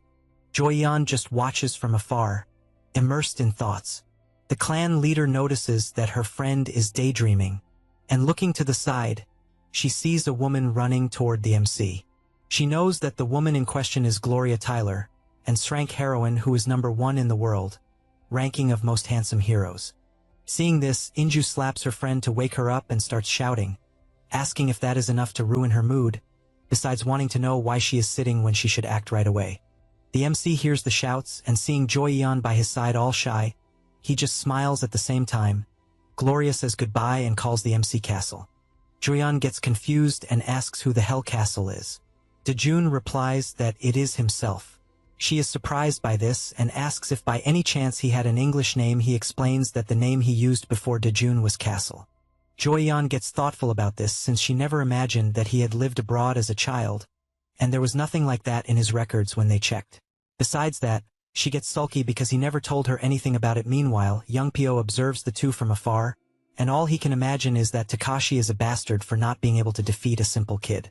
He starts drinking his alcohol, since he is determined to interfere on his own, but hears something at the same moment, because as he passes by the two, he hears Joyeon telling the MC to be careful, because even though she knows he is strong, he has to take into account that enemies are not always fair. She reveals that Takashi has some close allies as well as other complications. The MC says that he is already aware, since he knows that these close people are just like Takashi, cowards. Weak but pretending to be tough, and smiling he says that this will not be a problem. Then he turns in Youngpyo's direction and says that it will not be a problem at all. Immediately the SSS-Rank feels that look and also turns with blood in his eyes even more when seeing the MC smiling. He furiously clenches his fist and guarantees that he will kill him with his own hands. Later that night, the guild leader confesses that it is the first time she sees something like this, since they are in front of the Santarem rift zone and the entrance is extremely dark. On the other hand, the Lancer starts walking and says that there is nothing to worry about since they have two SSS-Rank heroes with them, and Ju sighs and agrees. Because of that, she shouts for everyone to enter and the heroes line up to proceed with the mission. However, Joyeon looks at Dojin and notices that he is sweating and asks what happened. The MC looks at the moon and asks if by any chance she can't feel it. She doesn't understand what he means and asks the guild master if she feels anything, and Ju replies that she doesn't feel absolutely anything. The MC keeps sweating cold and says that the concentration of mana has increased even more. Meanwhile, on top of the hill, the humanoid monster is holding a cell phone that shows 23.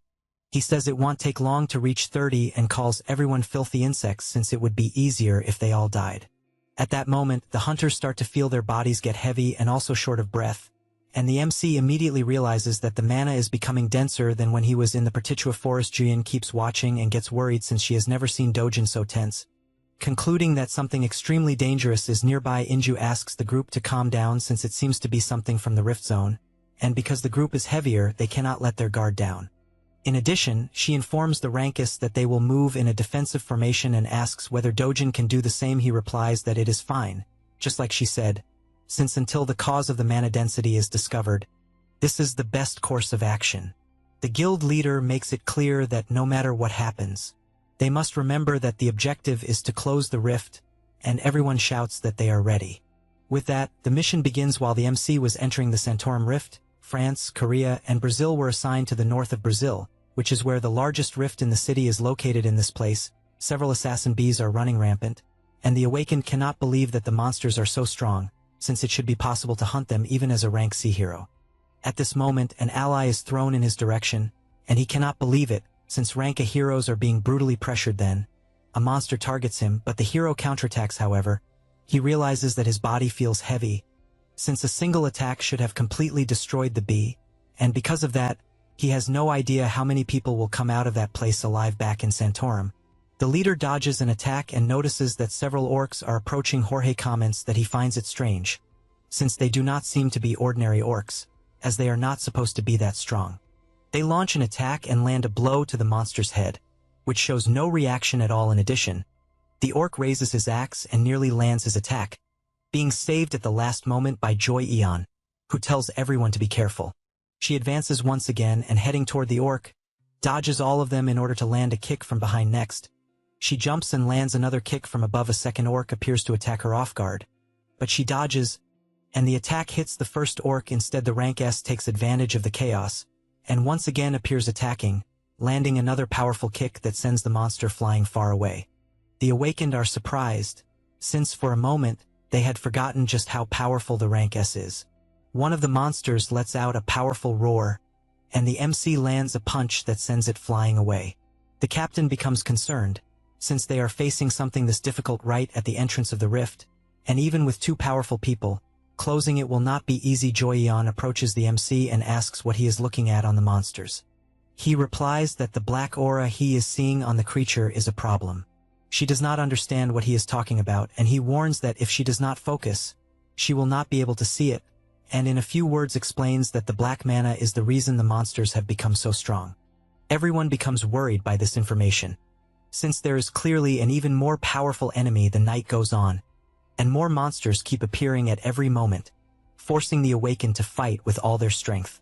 Meanwhile, the current monster, which looks more like a swamp ghoul, keeps growing larger and larger, and they despair since the monsters are far stronger than normal. Then, without being able to react, they receive an attack from the monster that sends them flying away. One of them panics, since the blow was strong enough to tear even the combat vest, and this is far too dangerous, and they do not understand what the hell is happening. At that moment, a giant ghoul appears behind him, but the captain appears and blows up the monster. More monsters appear, but she puts an end to all of them. She stops to reflect that if the swamp ghouls are already this powerful, then Valkyria will be even more dangerous, and this is definitely a strange rift. Only then does something cross her mind, as it might be that this is happening in rifts all over the world, and not just in Brazil. Meanwhile, in the rift near Manaus, an awakened is running with all his strength, since he witnessed even the powerful Brazilian awakened Arvado die, as well as the Frenchman David, and all of this because of the single monster, Valkyria. The MC explains to Joe about Valkyria, and says that all of them are infused with dark mana, and that, because of that, it is better to be careful. She asks whether that so-called darkness is the black aura around the monsters they killed. He replies that it is, and she blows up one of the swamp monsters. She continues trying to process what this so-called mana is, since it seems more like something from Magic games, and she becomes worried because it feels more like a joke, as she cannot believe that mana actually exists in that world. The MC responds that the biggest difference between heroes and ordinary people is precisely mana. A monster approaches and, in the blink of an eye, he blows up everything in front of him, while imagining that a world without the concept of mana would be a peaceful world. But he believes that such peace would not last very long. Saying this, he goes on to annihilate all the surrounding monsters. Joan approaches him to see if she understood correctly, since from what she noticed among the types of mana, that darkness is one that makes monsters stronger. He says yes, and that, by comparison, it is like an athlete who used some kind of drug to gain more energy. She says she understands, but has no idea how he knows this. Dojun replies that, in fact, it is strange that she does not know something like that. Next, the captain gives instructions that they will go straight through the monster swamp, and following the MCS warnings, basically the areas where Valkyria appears are the most dangerous. Then, after advancing for some time, she orders everyone to stop and tells Dojin that apparently they have found it, since it looks very much like Valkyra's food nest, just as he described. After all, there are several monsters wrapped in webs to serve as food. Inju shouts for everyone to be careful. As there must be one nearby, however, the MC responds that there is not, and using his power, reveals that it is actually something more dangerous, and that, fortunately, they found it quickly. Everyone is startled upon seeing him use firepower, to the point of wondering if he is a mage, but the MC simply fires his attacks. Since what is most dangerous? There are the cocoons. He sets them all on fire, and explains that Valkyra is using dark mana and will no longer use those monsters as puppets, and warns that if they do not deal with it soon, the number of monsters will increase and they will end up dying, which is why they need to go after Valkyra at once. Everyone is shocked by this information, and Inju admits that she is surprised, since it is Dojin's first time in that place. And yet he is not lost at all, and the more she looks, the more incredible she finds him. The others think the same, since at first they thought that he was just a strong guy, but that level has already surpassed human capacity. At that moment, Jin goes up to him and, asking him to be honest, wonders if by any chance this is his second life or something like that. Like in Ice Sky games, he laughs at that and imagines that it could indeed be considered a second life or something similar. Then he asks how far they are from the core of the rift. She says that as soon as they leave the forest, they will be halfway there. He then says that they will finish it that same day. This leaves the two girls surprised, since it seems impossible. The leader tries to explain that it may seem possible for him, but not for the guild members, since most of them have used almost all the strength they had. He notices the situation everyone is in and then asks everyone to rest, since he will take care of Valkyra and return shortly afterward. With that, he runs off at full speed. The captain cannot understand how the hell someone still has so much power even after fighting so many monsters. After running through the forest, Dojin looks in all directions until he finally finds his target, which is right ahead. He appears with his sword, and she senses the presence of an enemy and therefore leaps, launching her powerful web. However, he dodges and begins attacking the monster from all directions, finishing the powerful boss with extreme ease. He takes a deep breath and imagines that perhaps it was thanks to the dark mana he absorbed while cultivating mana, since he does not feel tired at all. Then he returns to the group completely unharmed, and Jin simply cannot believe that he defeated such a powerful monster alone, and to make matters worse, does not even seem tired. He says that apparently there are no signs of monsters in the forest, and that, because of that, they can rest for a bit. Everyone does that, and the MC starts roasting monster meat. Jorge sees this and, a bit embarrassed, asks if he could try it as well. Dojin hands over the skewer, and the guy thanks him. Maki, curious, asks why he wants to eat that meat out of nowhere, and he replies that he wants to test whether the MC became so strong by eating it. The guy finds it interesting, since he also wants to test it because he has nothing to lose, and they start eating like crazy. Seeing this, Dojun finds it amusing, since that meat does nothing other than satisfy hunger.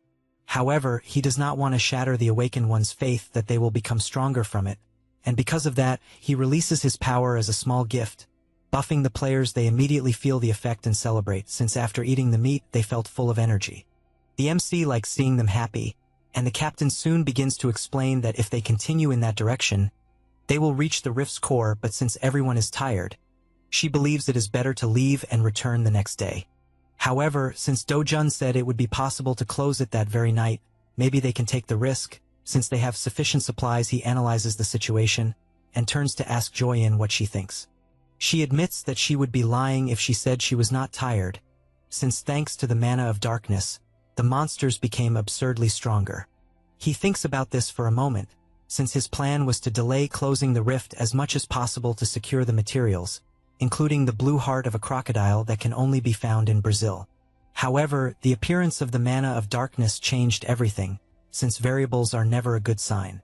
With that in mind, he grabs his backpack and throws all the stones on the ground. He also tells everyone to return to the hotel first, and, confident as always, says that he will close the rift alone and return afterward. On the way, he encounters several swamp ghouls but puts an end to all of them. In addition to collecting all the stones found on the monsters at the same time, the group is leaving, and Inju asks if Dejun will really be fine. Joyeon says that definitely yes, since the guy had energy to spare along with a confident look. Then, the captain comments that she looks a bit pale and asks if she might be worried about him. She finds it amusing and imagines that being a ranks hero like him does not seem fair, since she doubts with all her strength that there exists an awakened one like him anywhere in the world. This time, the MC encounters the orcs, but he also slaughters them. The monsters do not stop attacking, but he dodges and, holding his fireball, fires it in their direction and finishes them all with that single attack after that. He also collects their stones at the same time. The group has finally exited the rift and continues walking back to headquarters. On the inside, the massacre continues, with the MC being merciless. He takes the heart that was behind and places it inside a jar.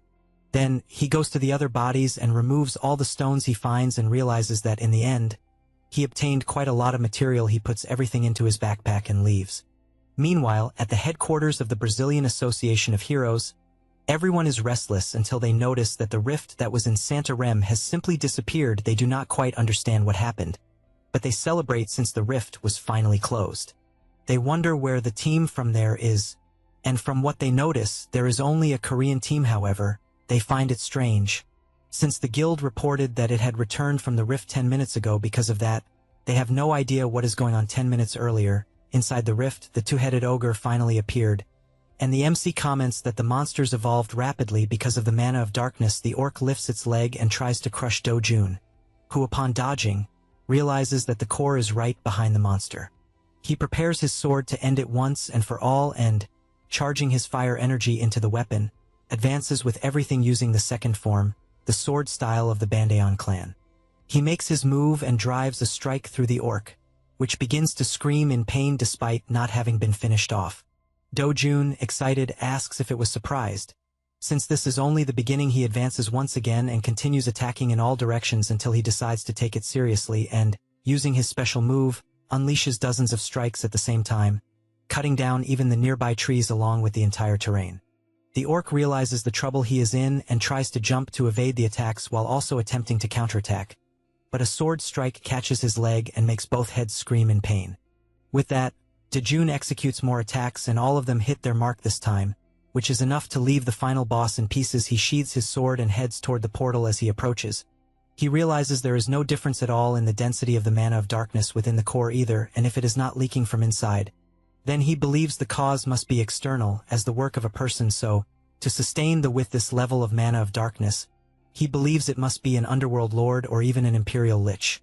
However, if such a being were truly in that place, half of humanity on Earth would have already been transformed into undead, and because of that, there is no way to be certain. And if it truly is an external problem, it cannot be resolved simply by closing that rift. He clenches his fist and strikes the core with a punch that causes it to crack and shatter completely. Do-jun, after completing the mission, says that he needs to find out what is going on back at the Brazilian Heroes Association. The president reads the report and finds it unbelievable. After all, on one side, they sent allies from 3 nations and only one rank S hero returned alive. On the other side, one team closed the rift and everyone returned alive. The staff member reports that there is urgent news coming in from all regions and that most teams failed to close their rifts. The president says he will organize all the information and issue a new report soon, but finds it strange since it was an unexpected result, even though there was a rank S hero at each rift and the only team that succeeded was the one from Korea, led by Ji. The staff member says it is difficult to even call it a Korean team. The president does not understand what he means and wonders if he missed something, since as far as he knows, it was the Korean team that was sent to Santarém. Until he realizes that, in fact, the rift was closed well after the team had already returned. This makes him ask how the hell it was still closed and where the heroine Jian is. The staff member informs him that she is almost arriving at the association, and immediately the president stands up since they need to find her right away. As soon as Jian and the rest of the team exited the rift, it took them about 1 hour to reach the association. Meanwhile, Do-jun closed the rift alone and entered another one. He realizes that the core is underwater and decides that it is another way to find it. After that, Jian meets with the president of the Brazilian Heroes Association and says that as long as it is Do-jun, anything is possible. He says that he cannot believe such an absurd claim, since that would mean the MC truly closed the rift alone. He falls silent for a moment and reveals a confidential matter that in other regions, several rank S heroes have died. She says that if it were not for Do-jun, she would have met the same fate. The president can no longer think clearly, as it is something hard to believe. In addition to the story of the monsters having been strengthened by this so-called mana of darkness, along with the surreal power capable of surpassing a rank S amid this confusion, He asks if she is saying that Dojin managed to surpass all possible levels. She simply nods in confirmation. The president then mentions that there are reports that several other rifts were closed in the south minutes ago. She says that they are probably rifts that were not affected by the mana of darkness, but even so, they must not lower their guard since the level of danger is much higher than they had imagined. The president takes his phone in hand and asks if by any chance the color of the rift entrance was different. She replies that yes, since is the only way to confirm it. Then, immediately, he contacts everyone, ordering them to check the entrances of all the rifts in Brazil. With everything resolved, Jian gets up and, after walking for a while, calls the president of the Korean Association and comments about the mana of darkness and whether there has been any change in Korea. In addition, she says that she did not see any reports with changes and assures that she will continue to keep an eye on it. After hanging up, she imagines that even with several rank S heroes, it is very difficult to deal with many monsters strengthened by this mana. The president thinks the same, since if by any chance the boss of a rift is also strengthened in this way, they will have an even bigger problem, and the two conclude that they need to prepare as much as possible. Returning to the MC, he imagines that in rivers, lakes, and islands there are many zones with that type of territory. The problem is that humans do not breathe underwater, but there are some heroes with special abilities for this specific territory. One example is the hero from New Zealand, Ivan Rupert, the aquatic rank S hero. This guy is very famous, especially because he managed to solve the problem of aquatic pollution throughout the world, and he achieved this thanks to the ability to breathe underwater. The MC begins to submerge and soon feels the mana of darkness at the bottom of the river. He then starts swimming, and upon seeing a darkness, deduces that it is because of the mana. He continues approaching and decides to suppress the shock. As he gets closer, he begins to increase his resistance until he finally reaches the ground. A monster was already at the bottom and immediately swims toward him. He considers whether it might be an Archon, and it even appears to be strengthened by the mana of darkness. He gathers energy in his body and blows up the monster that tried to wrap itself around his body. The MC thinks this is a mess, and when he looks to the side, he sees more fish approaching, and they begin to devour the parts of the Arakan piece by piece. Dojin knows that if Ivan Rupert were in that place, he would definitely be shocked by what he would witness. He knows that he needs to move his body freely while keeping his feet firmly on the ground, punching the monsters at the highest possible speed. Even so, the monsters do not stop appearing, and he finds himself completely surrounded. He reflects that he needs to put an end to all of them at once, and swims away at high speed until something catches his attention. Since he has finally found his target, he feels happy, since it was a surprise to find the Acromos there, because in the world he lived in, those who became mere legends had something in common, which was hunting Acromos when they were still unknown.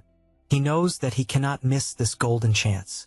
The monster begins to act strangely, and a dimensional portal appears in its mouth.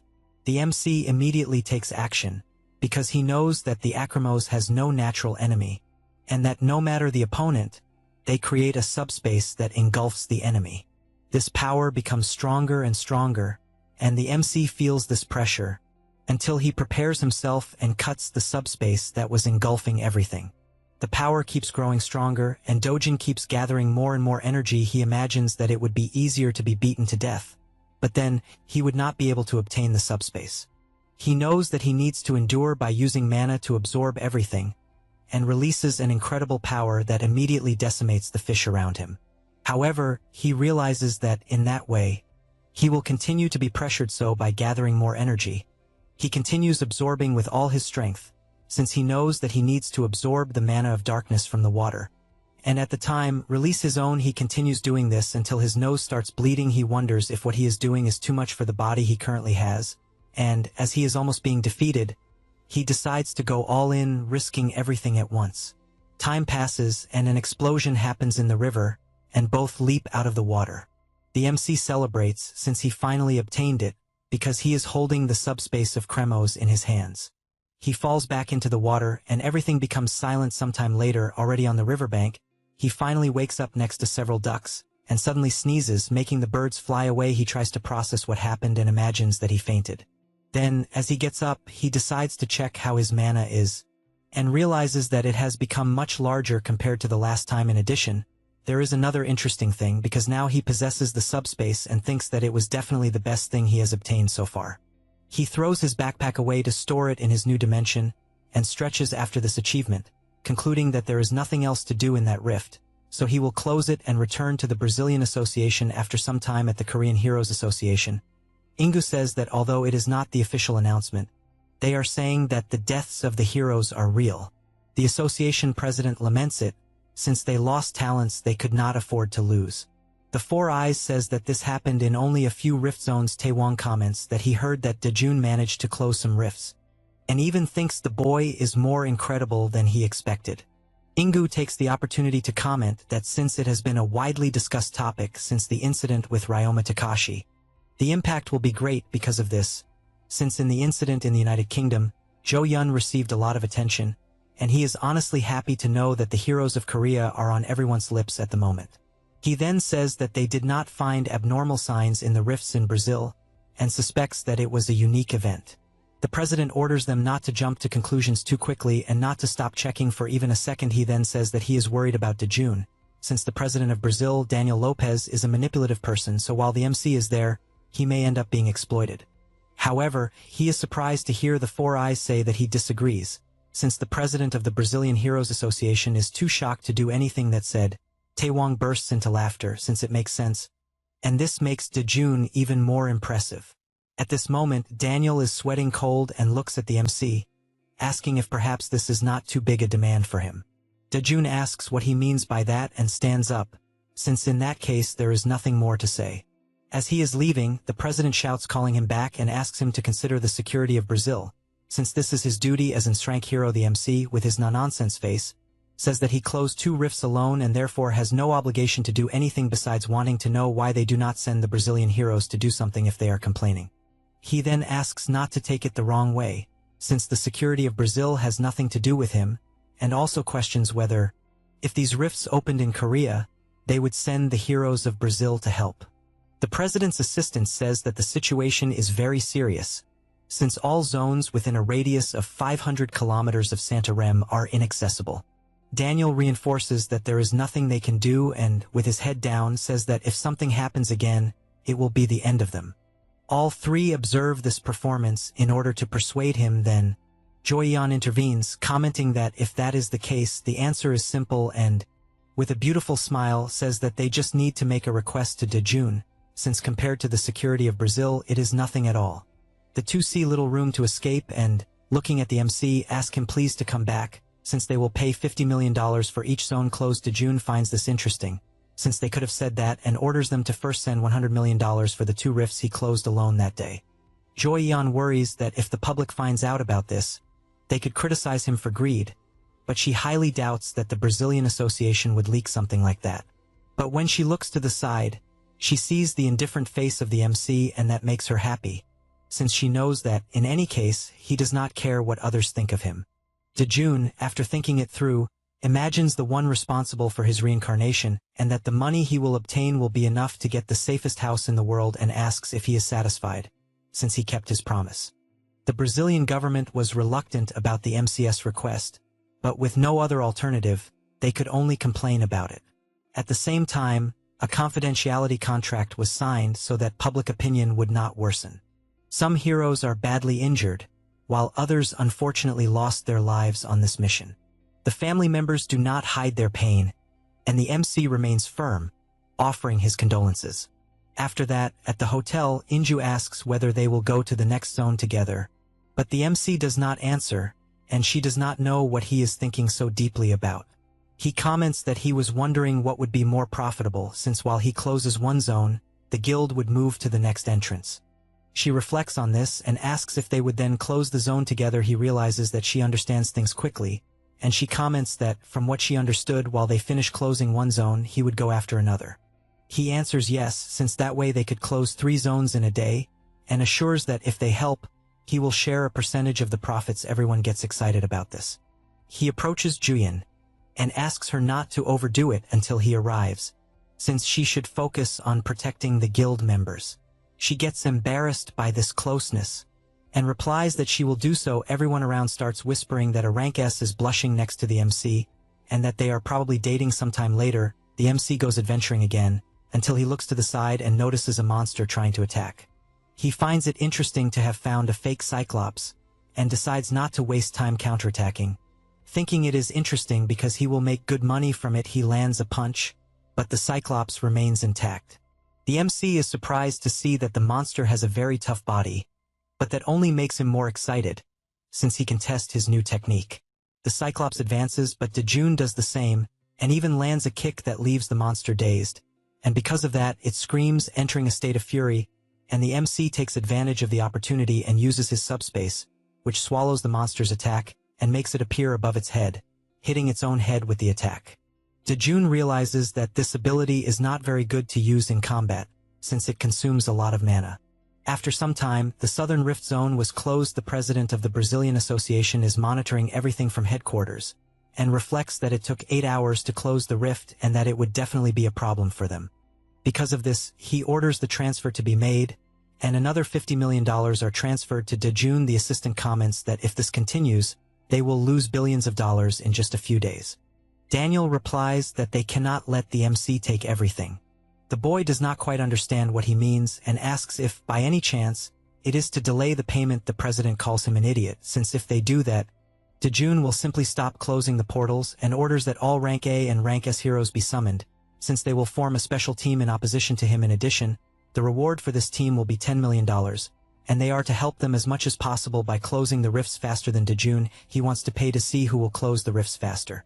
Dejun versus all the heroes of a nation.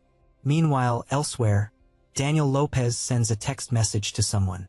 It was to Youngpyo, who upon seeing who the message is from, imagines that the person has finally made a decision. His assistant says that there are rumors about Rank S heroes dying, and that, because of these rumors, people are tense.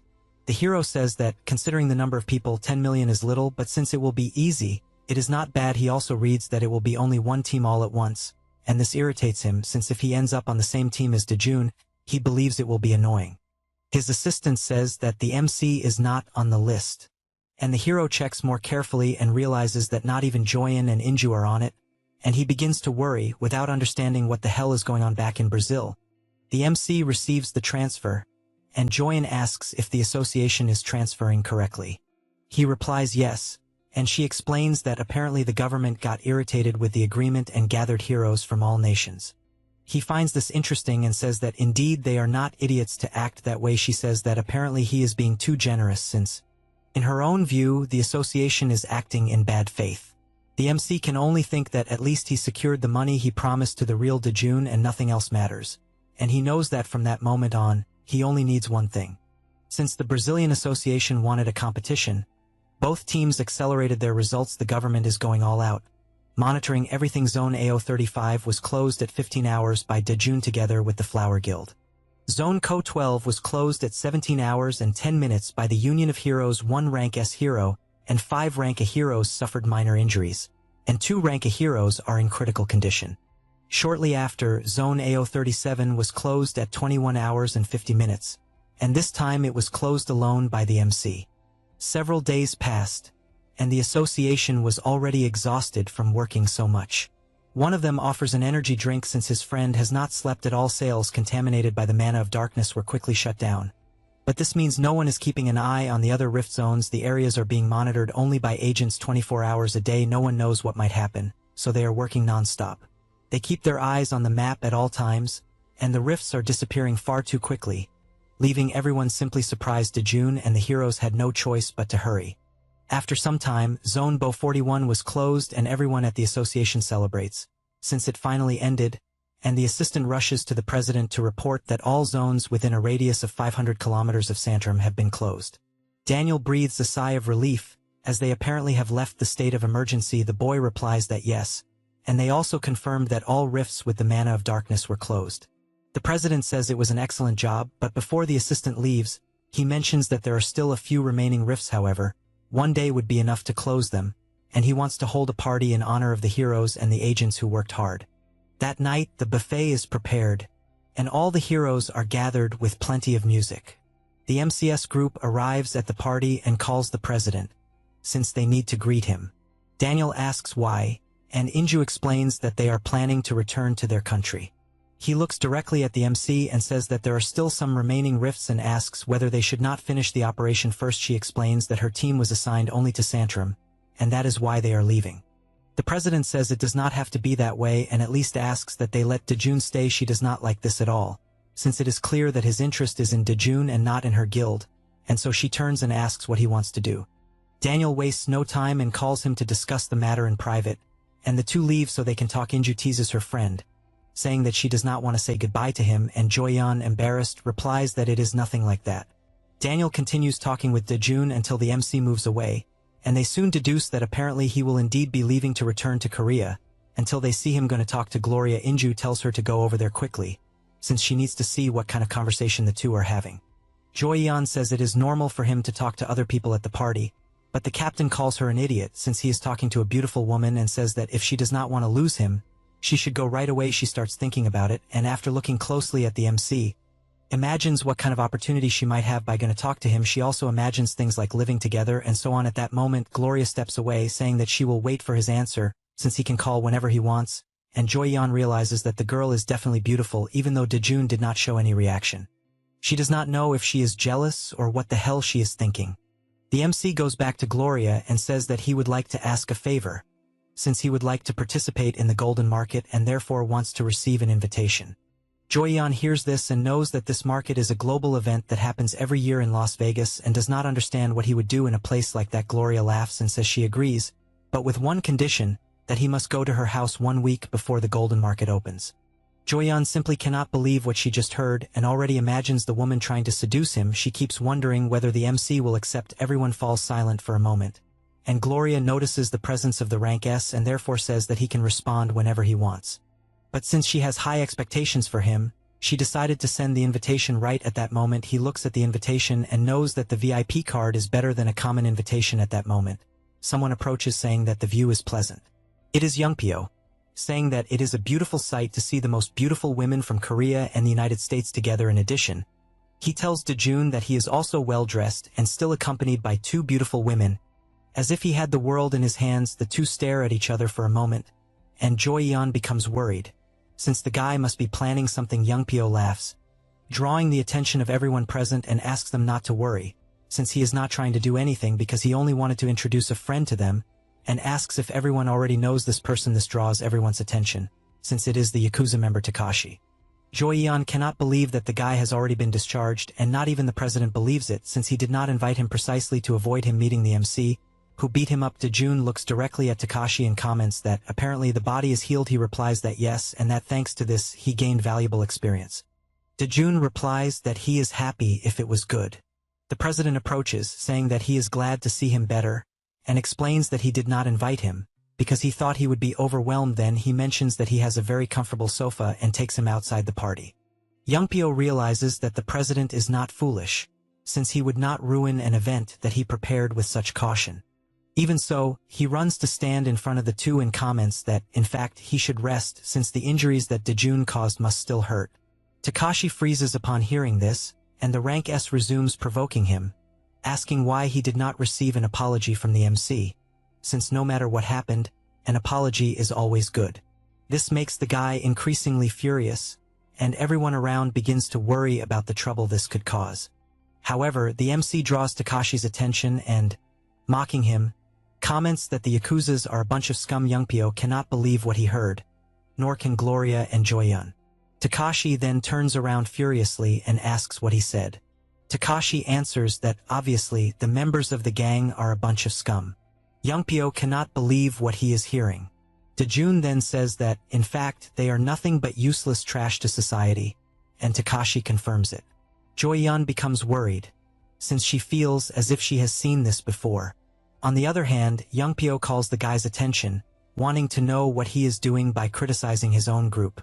However, Takashi turns around with a look of fury that scares even Youngpyo. In addition, he shows his phone and plays the recording he has. The recording was of Youngpyo, in which he ordered that someone needed to die in the Brazilian Rift, and that this person who should die was Dejun. Everyone is shocked upon hearing this recording. Continuing further, Youngpyo ordered that they finish off the MC once and for all, and even concluded that, in the end, they could enjoy themselves with some girls, starting with Gloria and then perhaps Joyeon. Since she seemed to be a virgin, Youngpyo cannot believe it, and the MC becomes extremely excited, since he did not expect his eye to be so effective. and guarantees that he picked a fight with the wrong guy because from that moment on, he will slowly torment him until he wishes for death. Youngpyo feels the pressure of everyone judging him at that exact moment, but even so, he bursts into laughter and shouts that, once again, the Yakuza's ruined everything. Then, he stands face to face with Takashi and knows that if the conversation continues, it will be worse. So, with a single movement, he plunges his hand into the guy's heart, taking his life instantly.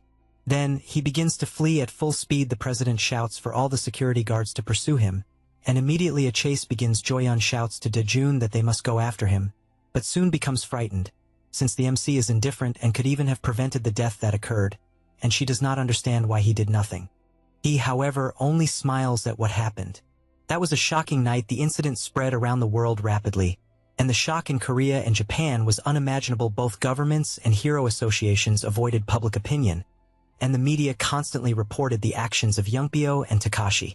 Hee-ju becomes extremely furious when seeing this news, since her plans are never working out.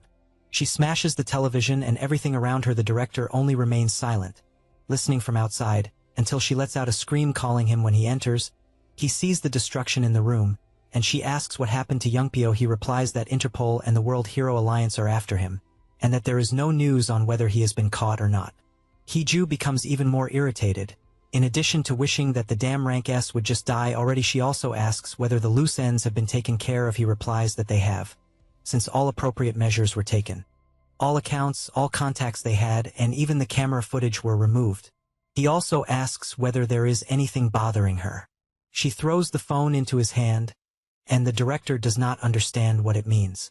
Hee-ju explains that it is her personal phone, and that only her family knows that number, but worried, asks him to read the last message. He decides to read it, and the unknown number is demanding cooperation, stating that if she refuses, the evidence will be leaked, and also guaranteeing that it will find her again. He asks whether it might be from Youngpyo, and does not know what he wants with this cooperation. She screams that it does not matter, and that just being connected to him is already a huge problem, and, throwing a jar at the man, orders him to leave the room, saying they are useless. The director leaves the room, knowing that he could be screwed and that he even needs to find a way to survive. But when he opens the door, he runs straight into a wall. This is Kyungchul, executive of Group T and Hee-ju's father. The director is startled by that expression, and runs away apologizing. The woman is startled when she sees him, and, in the same instant, receives a punch to the mouth that leaves her confused on the floor. Her father asks whether she thinks he looks like some useless old man, and delivers another punch to her mouth. Then he calls her an idiot for thinking he would not find out that she paid Youngpyo to kill Dejun. He is actually excited to learn that his own blood is a ranks hero, and because of that, he very much wants to bring Dejun back home. His daughter is shocked by this, but he states that he does not like how Group P became arrogant because of Seongo, yet the heavens are still supporting them, and therefore he needs to know how to deal with the mess she made. She, with little she can do, simply remains silent to avoid getting beaten more. While things around Youngpyo become increasingly chaotic, the MCS group is returning to Korea. He thinks it was a good expedition since he obtained a lot of money and raw materials. At this moment, Joyeon approaches and says she is curious about something, and asks whether he deliberately let the guy escape. The MC replies that he did, since that way they will move on to the next stage. After some time in Seoul, South Korea, An-young is happily eating a snack, and the MC asks whether it is good. He feels happy seeing her like that, but soon his expression changes, since after returning to reunite with his family, he was shocked to find that his grandmother's health had worsened. He does not understand why they did not go to the hospital or even contact him. His sister, embarrassed, asks him not to be like that, saying it was because of the money he earns risking his life and that she did not want to waste it. He whispers in his grandmother's ear and tells her that going to the hospital when one is sick is not a waste. In addition, he earned a fortune in Brazil, so there is no need to worry. His grandmother, in tears, is happy to hear that. With this outcome, the MC took his grandmother to the best hospital in Korea and visited her every day together with his sister, so eating hamburgers became their routine. After a few days in Gazan at the Hero Complex, Chil Kwan says that it is the first time he has seen a blue crocodile heart in such good condition and therefore states that he will make a better sword than he had imagined. The MC asks how long it will take to be ready, and he replies that probably 3 weeks and that he will even start immediately. Doo-jin says that besides the sword, There is also one more thing he would like to ask for and asks if that is okay. He replies that yes, since he can ask for anything. Do-jin takes out a bag and, realizing that the blacksmith has already figured out what it is, says that they are threads and sacks from the salivary glands of a Velcro. He is surprised by the quality of the item and asks if, by any chance, he wants him to make some kind of armor. The MC says no, since he is actually thinking of something for his younger sister. The blacksmith is confused by this and says that armor made with materials has enormous defensive power and that heroes all over the world would line up to obtain such armor, and so he asks if the girl is also a heroine. He shows her photo and says that she is a cute girl. The blacksmith carefully observes the photo since she is very young, and the MC asks if there is any problem. He says more or less, since children grow too fast and even if it is made at that moment, it might not fit in a few years. Do-jin smiles since he was expecting something like that and shows a liquid he obtained. He also explains that it is essence from a tilipu and that if it is combined with the fabric, the elasticity is increased tenfold. Chilkin asks if he is serious since, as far as he knows, tilipu is a very common plant-type monster. The MC replies that yes and says that he is eager for his work. The blacksmith admits that he is surprised since just like the Cyclops blood he brought last time, he would like to know how he knows all these things. He smiles and says it is because this is his second life. After that, in the city, a man walks calmly. This is Sungwook, Secretary General of the former Group S, currently working as a freelancer. He arrives at a staircase and goes down to Café Paraiso.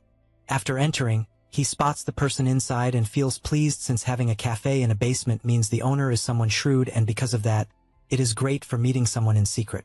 After approaching the person, he hands over his card, also introducing himself as the Secretary General of Group S. Then the MC turns around, also introducing himself. Sungwook sits down and says that everyone has been talking about the MC in recent days and therefore he cannot imagine what an important person would want with someone ordinary. Dojin explains that Joyeon spoke about him and said that he helps rich people and heroes in secret regardless of what they want. The Four Eyes confirms it but emphasizes that he does anything as long as he does not cross the line with the law. The MC then says that he wants to build a house, which leaves the man confused since in that case, he should have talked to a real estate agency unless it is an extraordinary house. Dojin decides to get straight to the point and says that he wants the safest house in the world. He explains that he has a preference for Seoul and that his budget is 500 billion won.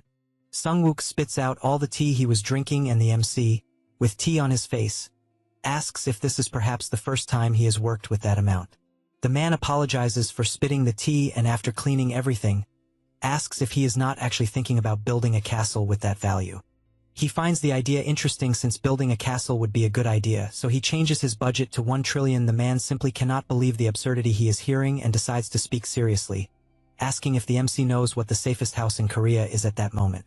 He guesses that it is probably the house of the president of Group S and Sungwook confirms it, revealing that the amount spent on that house was 110 billion won and that the construction costs were 80 billion. Then, judging by the proposed budget, he believes that the house would be even more incredible. However, the Gangnam region is out of the question since it will not be possible to buy land there because not a single rift has appeared in Gangnam so far and this situation has never declined and the place continues to appreciate. Therefore, he proposes that they can build the best house. But not in the safest area. The MC takes a sip of his tea and replies that the safest place is not Gangnam. The man is surprised to hear this and Dojin explains that the fact that Gangnam is considered the safest place is because people chose to believe that. The secretary asks what he means by that and the MC knows that the claim that Gangnam is a safe place is an illusion created by the media. The fact that nothing happened in that place is just a coincidence. Just like in the ruined world where he lived, rifts appeared everywhere, so he asks Four Eyes if he has any area in mind and says that he will buy somewhere in the Guro district. Sungwook asks if he is serious because he knows that it has been a few years since Guro had a rift. However, not very far from that place, a rift appeared recently. The MC is aware of it since it was exactly the rift he eliminated. The secretary asks if there is any special reason for choosing the Guro region, and he simply replies that it is because it is close. After that, in a nearby rift, a dinosaur was walking calmly until it gets startled and the MC appears cutting it in half. He observes his new sword and admits that it ended up better than he expected. Moments earlier, the blacksmith finished the job and confidently said that it is definitely his greatest masterpiece in life. In addition, he said that he does not need money since he only used the masterpieces he received and therefore does not want payment. However, the MC transferred it anyway, and he says that he took the satisfaction since it cannot be converted into money until he gets startled upon realizing that he received nothing less than 1 billion for a single service. Dojin carries out a massacre with his new sword and knows that it is a sword easily worth hundreds of billions. Since thanks to it, his hunts became much easier. After his meeting with Sungwook to decide where he would build his house, he spent the following weeks hunting rifts. To buy a 3 kilometers plot of land in Guro, he would need at least 500 billion, and perhaps that still would not be enough because of the landowners. While Sungwook suggested reducing the land, the MC replied that he would make more and more money. At night, he returns with his sister, who says she is happy because her grandmother will be discharged in a few days. However, she laments that her brother is always busy, and he says that he indeed is a little. Eunyoung asks him not to visit every day since he has a little sister to do that. He gets emotional hearing those words until a car stops in front of him asking if he happens to be Dojin. He does not understand what it is about, and the man says that the executive Jeonkyul sent them and therefore asks him to please get into the car since they were instructed to make him as comfortable as possible. The MC takes a deep breath, puts his sister on the ground, and asks her to close her eyes for a bit.